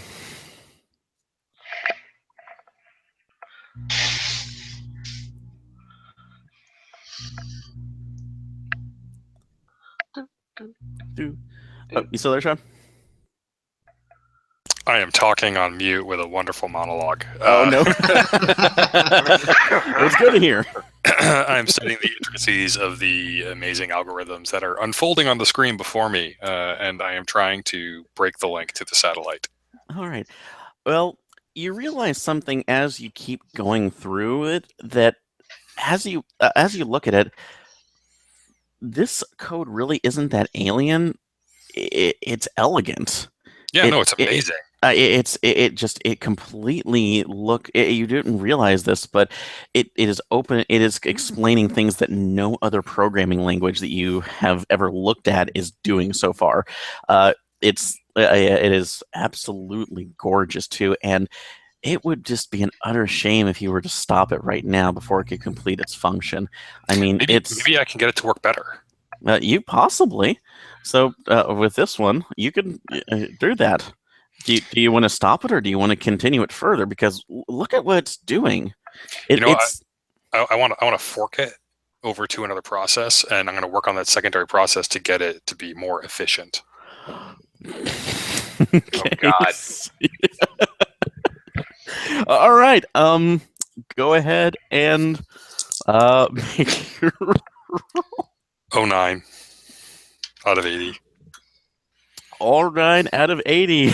So Yeah, you knew that's like, wow, this is one. If you can sync, yeah, you managed to set it over and realize that you're doubling the transmissions. You've now reactivated it and realized that the pulse cycles will be coming in even more quickly. It doesn't have to take nearly 15 minutes. It's only going to take like 5 minutes now to See get you there. in sync with the satellite. Look at that frat boy in here programming this thing. He doesn't know what he's doing. I'll show them how to do this the right way. Exactly with that. So, what? That's like, now you realize that this is probably one of the better ideas. Delta Green could do so much with time manipulation. You didn't even know that was a thing. But you This is also going to be amazing. We're gonna be able to stop the Innsmouth raid before it ever started. yeah. I'm going to start making some notes on my some dictaphone notes on my phone.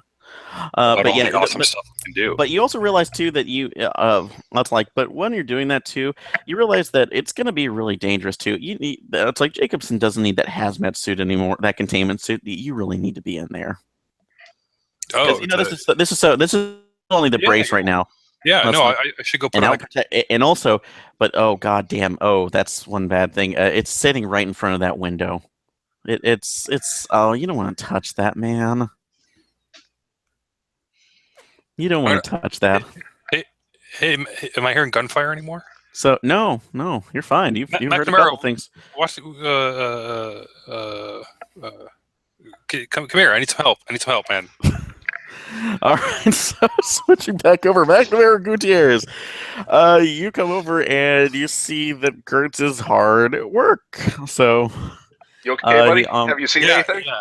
No, we're good. I need to make sure that this stuff doesn't bother me though. Get me that environmental suit. It's over on Jacobson. Just bring it over here. Wait. You guys can make human rolls if you want. All right. 26 out of 70. Oh, why does Kurtz want that suit? Because that's again, it's like that's green box material. You shouldn't be touching that. Also, why is he? He seems really weird about that being in a window. Why? It's a window. Is there a sniper outside?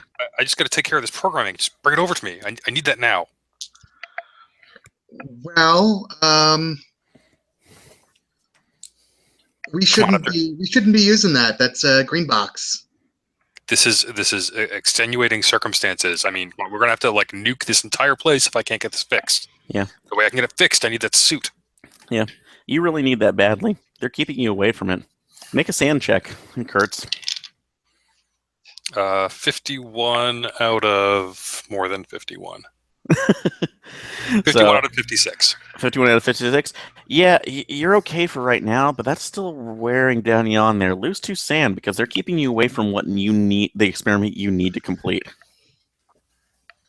Guys, really, this is important. The only way anyone's getting out of here alive, you got to get that suit for me. I got to get it on, and we got to take care of these things.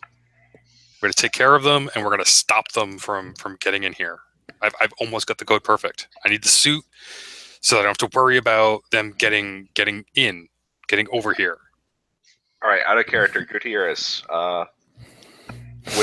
Would those holes have showed up in the head? Like, oh yeah. Post or pre-mortem? I don't see why they wouldn't show up in the head like regular. I mean, it was still like I think only one of them. I don't know. It depends on if it burrows all the way through or just. Yeah. So, yeah, you noticed that too, and I'll say both of you. It's like Gutierrez, McNamara. Go ahead and make an alertness roll. Yeah. Yeah, I haven't turned around. I'm just furiously typing away, pointing and yelling. I failed that. I got an 84 out of 60. 59 out of 60. 59. Okay. Yeah. And McNamara, you realize that Kurtz, you think you're typing right now, but you realize you're more adept typing one-handed than anything else, and you still don't really think about it too much because you have a lot of you do your own thing when you're programming. It's unconscious moves right now, which is why McNamara, you see him really scratching the back of his head like furiously, like there's something else, and it's a little odd that he's scratching hard enough to draw blood. So, And besides that, Kurt's this is not going there. That's like not going on, and they're still not giving you the suit. You don't know. You know you can't go home until you get the suit. The suit is your way home.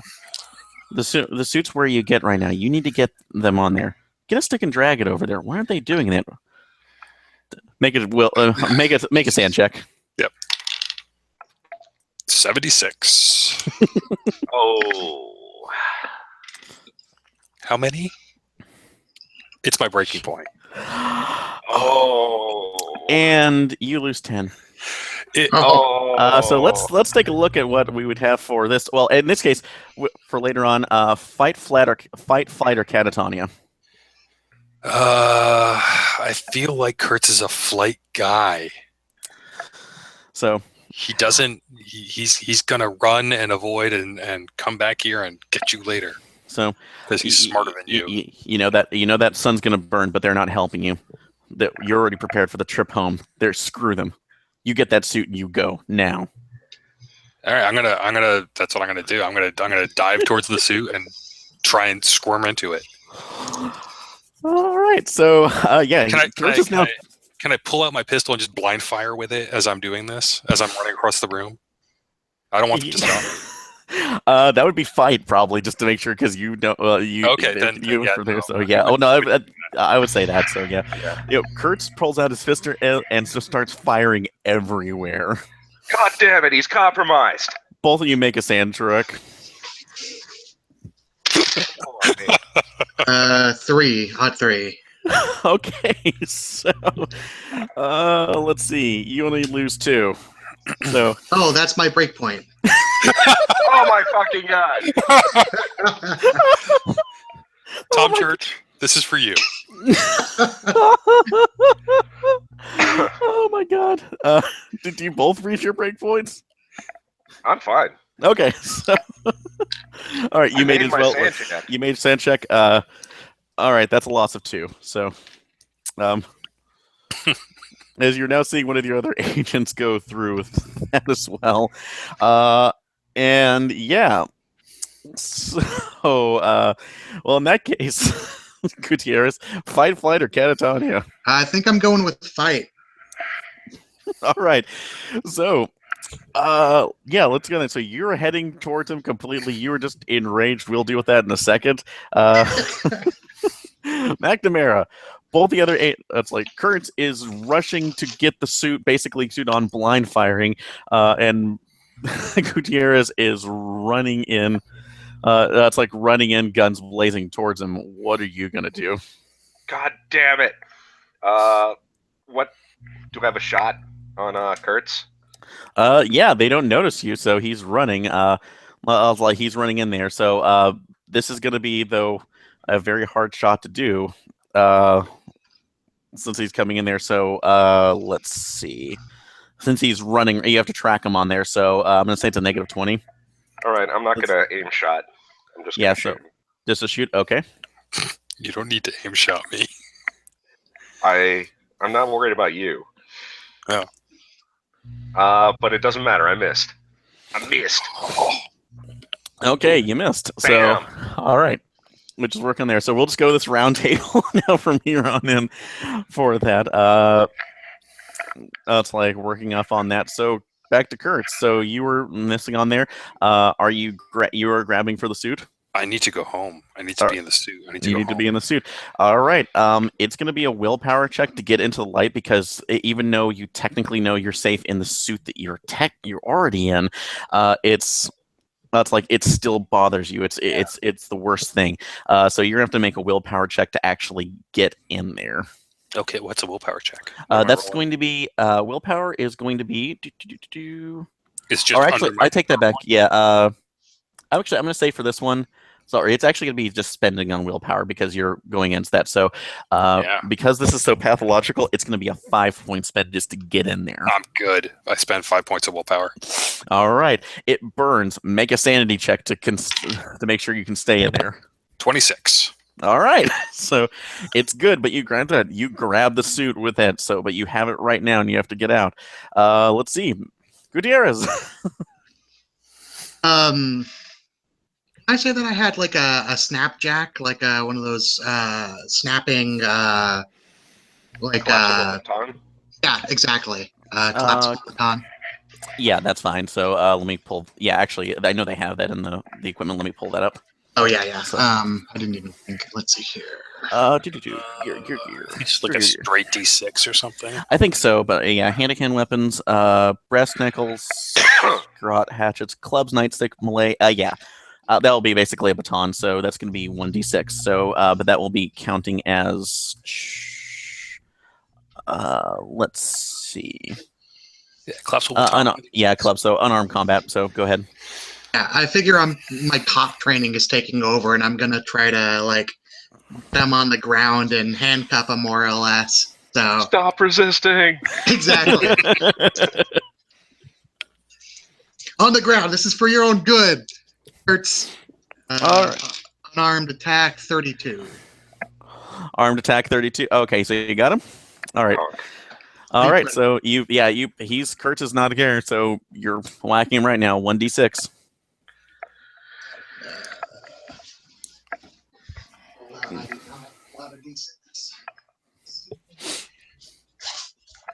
All right. 3. 3. Okay. Yep. So Kurtz, you that's like the armor. That's probably going to go on your head right now. So bypass. We're not going to worry about that. So that's going to take 3 damage. Yeah, I don't have any armor on, so I take 3. Yeah. So, all right. Yeah, you were knocked in the head, so it is dizzying, but you have that. So, all right. And finally, McNamara. Since you're the only clear-headed one at this point, despite that, make an awareness roll. All right. For certain values of clear-headed. 19. Made it. 19. Through your 2 companion agents hitting that's like trying to kill each other or escape and then kill each other, you're the only one who notices the ominous beeping coming from the laptop. God fucking damn it. So you can prevent them from killing each other, or you can take a look and see what's going on. Maybe. It's up to you. All right. Take a look at the laptop. Yes, so you take a look. It is very complicated as you look at this. Do you have any computer science on your character? No, not at all. All right. So you see that you see that it's giving you a lot of lines of code. It's bringing up alignments, saying that the satellite is almost in alignment with the transmitter. So, and that it's going to. It will give a final flash pulse. Basically, you can see that it's going faster and faster and faster. So, in this case, so you could get. I will say some of the things you can see that are not general. It actually shows an area of about it's like about 12 miles that is apparently covering. It's like it's drawing a circle around this particular area. So that's like where it says area of effect. So transition state. So. Yes. They don't know what that particularly means. But it does bring up one slight thing saying warning that you notice saying primary driver overheat. That's like overheating. Please add coolant to complete process. To ensure completion of process. Nope, Mr. Computer's getting a bullet. So, well, it's looking. Well, you see, it's marking a spot on the. It's marking a spot on the roof on where the transmitter is. Oh, okay. So maybe somebody's up there manually adding coolant.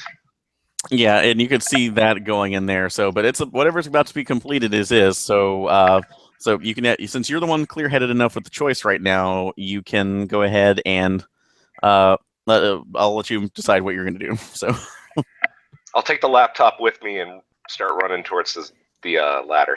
Okay, so you're going to get there. I'll say you'll get up there in the next turn. So, all right. Back to the round. Kurtz, you are burning. Your friend has clubbed you, but you have the suit. What are you doing? I need to get in the suit. You get okay. Despite the you know, and you actually know that despite your head spinning, the suit will protect you from the sun. It actually doesn't even have lenses out. You can't even see out of it, but you know you'll be safe. So terrible sight. all right. Oh, So God. if you're in the sun, you need to spend another 5 willpower to get in that, since you're still burning. Cannot spend another 5 willpower. So I have to get out of the sun. Yeah, that's basically just to pull the suit in while you're in there. You can get away from it, but it'll be another turn to get in. I have to get away. I have to get away from the sun. All right. So athletics or oh my God, 02. 02. Gone. So, yeah, McNamara. No, good year. But yeah. Well, I'll say this, Kurtz. You know that you're on that your best chance for getting home is on the roof. So you just run with it. You're blazing in there, and you actually yeah. So you're running down the hallway now. Actually, it's like going right behind McNamara where he is. Right, Gutierrez. So you see that Kurtz has now taken the suit. He's trying to put it on in mid-run. So, Club him! All right, so you're gonna try to catch up and. Yeah, stop resisting. Oh. Okay.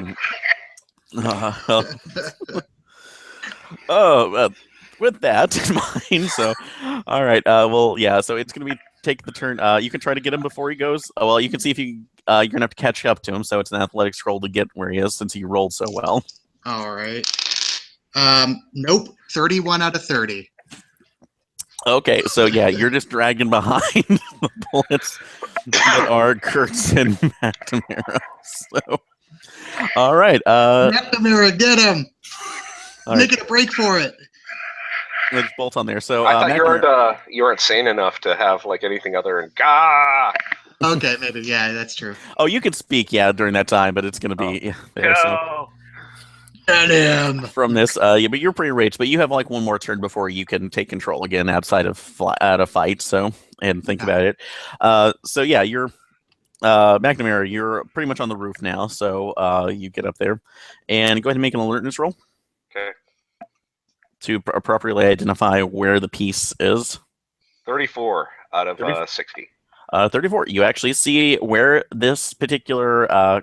That's like where the coolant should go for this particular area, and it's showing that you have, and you actually see that that's Eric up there is buzz. It's like seems to be jerkily moving around trying to get this coolant in, but unfortunately cannot move as quickly as he can. He's spilling it everywhere. Is it like a reservoir?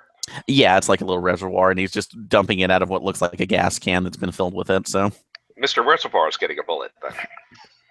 Somebody's getting a goddamn bullet. Okay, so all right, so you're taking Mr. Reservoir then? Okay. Yep. All right. Go ahead and make your. It's like go ahead and make your shot. 80 on the dot.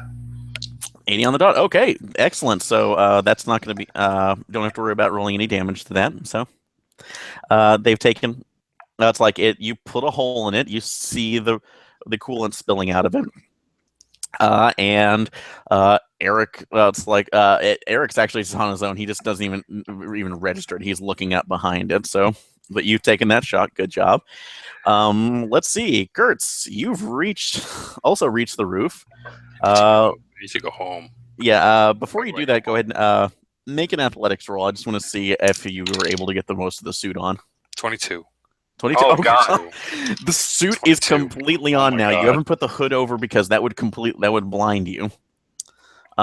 Yet, but it's covering enough, and you can actually pull over your head so it shades you from the slowly descending sun. But it's just out of. It's like now that you take a look at everything, and I'm sorry, actually, McNamara, you should probably taken another sand check, which we'll do here in a second. Okay. You actually look over the sky. The sun is changing position at rapid fire. It's in the east, it's in the west, it's noon, it's everywhere. It's like you sometimes see the moon on there. It's just, it's like a strobe effect almost. of how this is going through. And if you look down, you can see that now there are multitudes of phantoms basically moving back and forth. So it's like a time lapse video that is running in your vision. So both of it's like I would say, well, yeah, go ahead, McNamara. You're the only one who has to make. Yeah. Oh, you failed. If you want me to make a sand check, I fail my sand check. So, I rolled an 84. 84. Okay. So all right, that's just gonna be a 3 because you know the crazy shit that's going on right now. But yeah, so you were just enamored by that. But Kurtz, yeah, you now see that the reservoir for one of the coolant tanks is now draining. Sorry, that was Kurt's. Kurtz, sorry. I rolled the sand. And failed. Kurt, yeah. Oh, yeah, you failed. Yeah, you're just like, So, but particularly, yeah, your sand right now is going to go for that. So you see that, you see that now there's a hole in the tank. That's going to prevent you from getting home. That's going to stop everything in its tracks. The tower will overheat. The signal won't be up. You won't be able to bring home here. I'm going to go put something in the leak. All right. All right. So you're gonna put something in the leak. So my hand or face or whatever will stop it. Really. Okay. Here, I've got bullets. Put it in there. All right. So yeah. So you see Kurtz running past you, and he is just that's like he is just trying to plug up the hole as much as he can with that. It's like with that. So yeah, it also let's see, Kurtz. Even through that, no, you have the suit on. You made that, so you actually don't feel any of the heat coming off of it. It actually protects you really well. So please. With that. So, but then as you keep plugging it in, you see that Eric is now trying to slosh more coolant back into it and is getting it all over you, but it's going through. And McNamara, you can hear the machine even humming even faster now. So, all right, let's see, Gutierrez. Running after him, trying to beat him. All right, so if you want to be up there on time to make this is going to be an athletic check to get up there. So 19, I made it. Yeah. 19.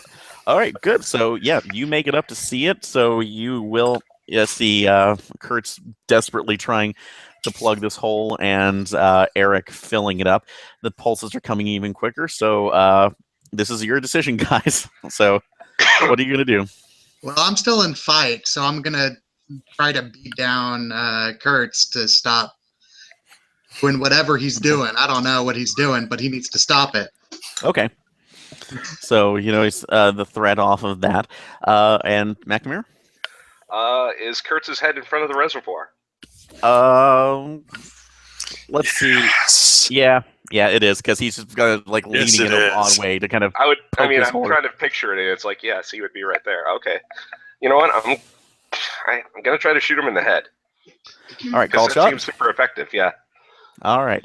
So, yeah, you're not actually that far off that toy. So it's a call shot. So you have the -20. So, and unfortunately, that means that point blank will not come into effect. But that's fine. All right. So 27 out of 60. 27 out of 60 called shot, which doubles on that. So make your roll. Let's see if I can roll higher than 2 and 4. Let's see, 6 and 9. You're good. Oh. So, Kurt, and let's see, Kurt's your 9. Yeah. My health is 6 right now. 6. So here's what happens. Yeah, you managed to get the good shots on Kurtz. So Kurt, yeah, your last thoughts and moments were, I'm going home, and burning. As you take, that's like those shots and your memories go away. McNamara and McNamara and Gutierrez, you see what appears to be some sort of large insect starting crawling out of the wound holes from its head.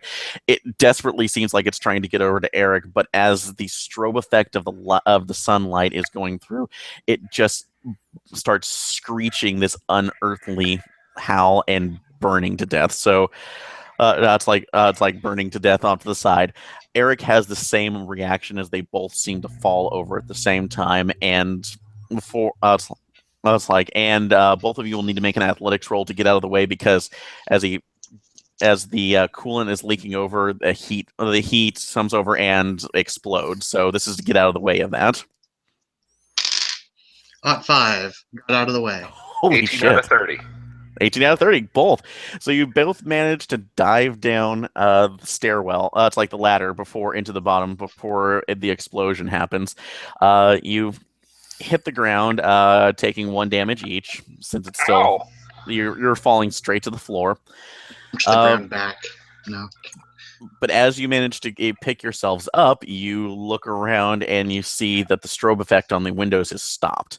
You look out. You can smell the smoke from the transmitter, and by luck, McNamara, you look at the laptop that was still with you, and it says that transmission failed to connect. So satellite moving out of range. And everything appears to be okay for the most part. So, and about the time you get a call from your handler, just like, what the hell is going on? We need a containment here now. Containment? Where? Why have you not contacted us? We have been out of contact with you for a month. Make a sand check. We need it now. Oh God, my wife. 11! I don't give a shit.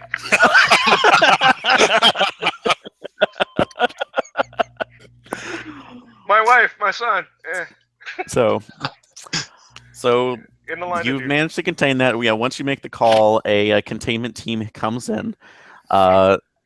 You've learned that that's like the mission right now. You've been technically gone for a month. The mission was declared. It's like almost scrapped because anybody who would go in there into this particular suburb of Richmond that's like almost considered lost. They could they were considering a toxic zone site, and they were covering up, basically claiming that it was a super fun site.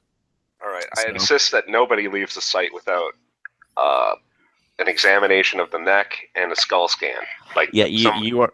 Yeah, so you are both debriefed on this point, but you are brought into containment units and are thoroughly interrogated and it's like examined, probably for the better part of 2 weeks.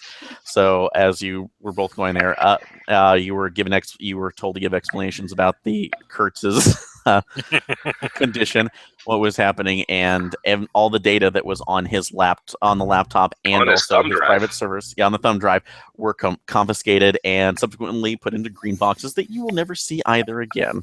So that sounds great.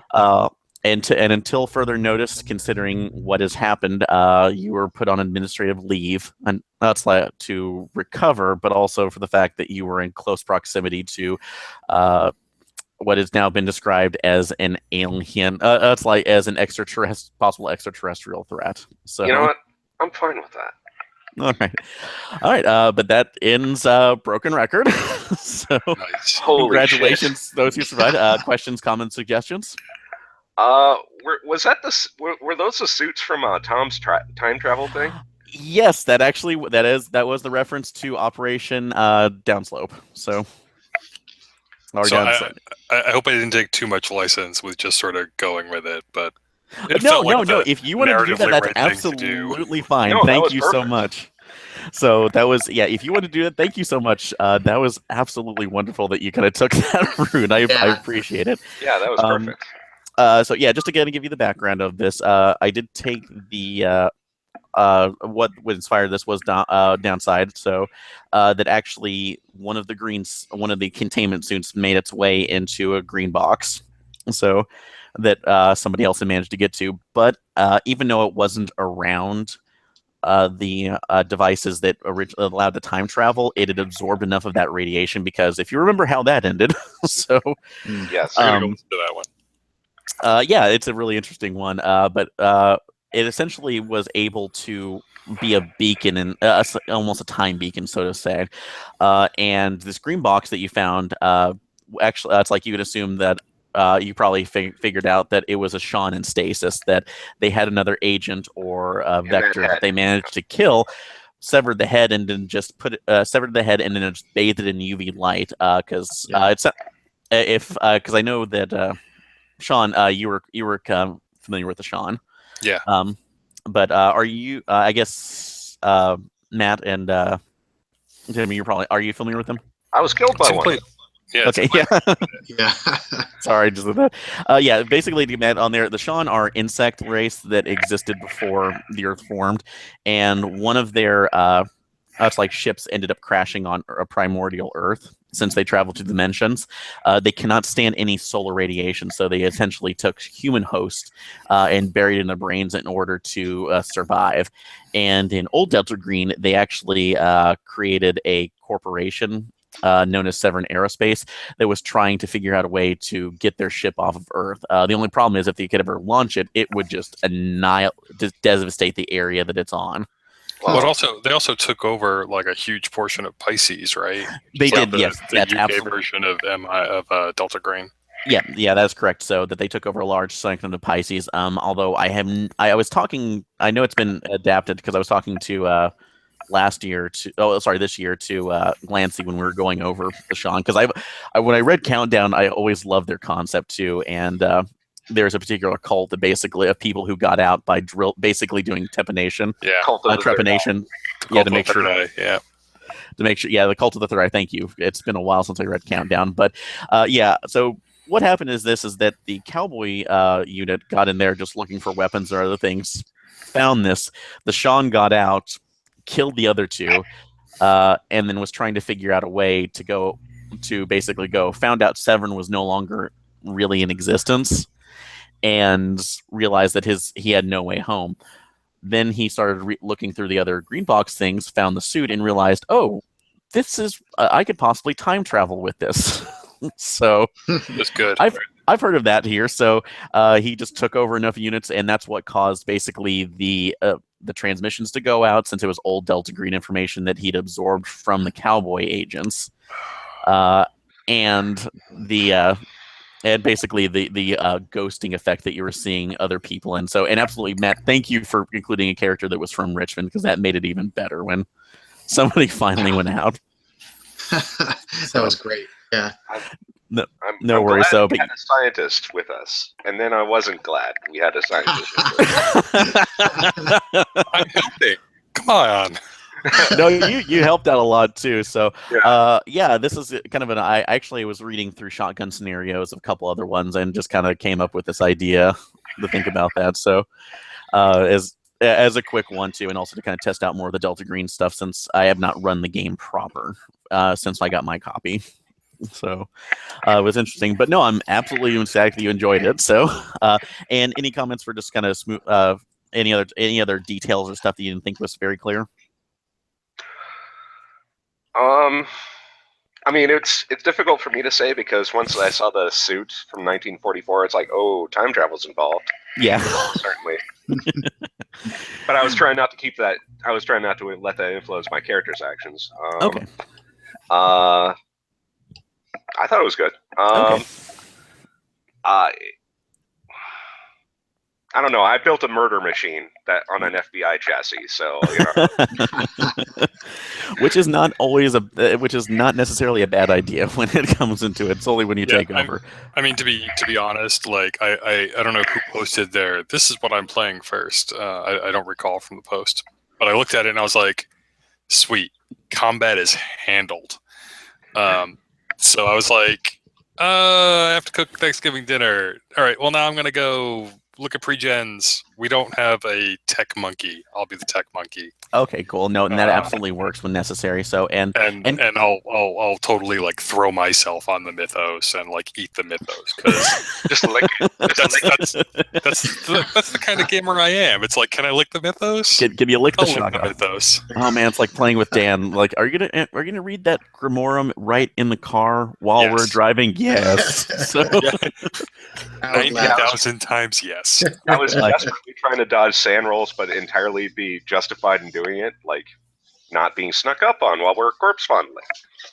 Absolutely. So no, and I'm glad you handled that well too. That was a really good roles to be able and storytelling to be able to take that. So the only thing I probably was going to suggest, and this mainly with a group of more people, is that it would almost be a slower investigation, that you would go day by day to see what's going through, maybe examining those, and then seeing more people appear that shouldn't. So We kind of pushed the issue. Would be good. Yeah.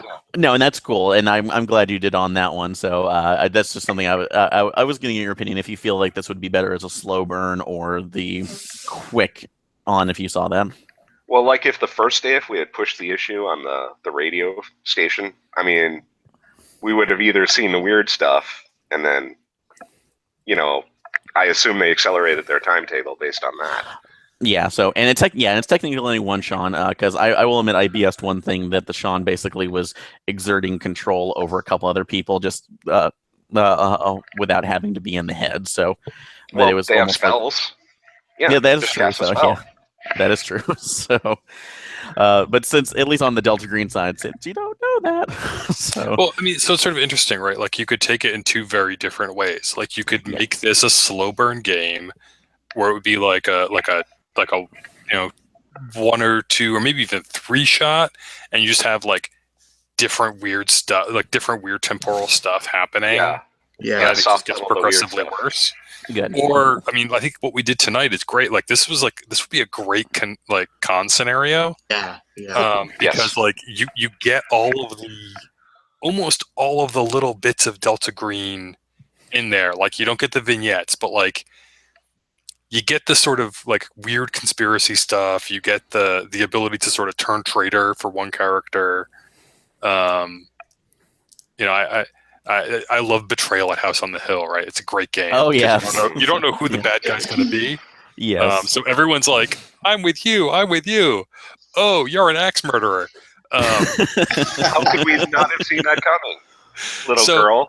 So I mean, and I kind of felt that way with this. Like I was good. Like I was actually maintaining pretty well. Like I had not a great sanity and a pretty rapidly approaching breaking point. But I was a Lovecraftian character. You were I was a intelligent. Lovecraftian character, right? Yes, Like that absolutely. I was a so. scientist who was going to look, and then it happened, and I was like, okay, well, I guess I kind of have to do this because I was born in Providence, and that's just what you do, right? Like you play to the trope in sometimes, Awesome. especially in a like one-shot game like this. No, you're absolutely right for that. So, but yeah, we'll continue the conversation here. But I'm going to end the broadcast. So, guys, thank you so much. It was wonderful playing with you guys, and thank you. no problem. We will see you next time. Bye. Bye. Bye.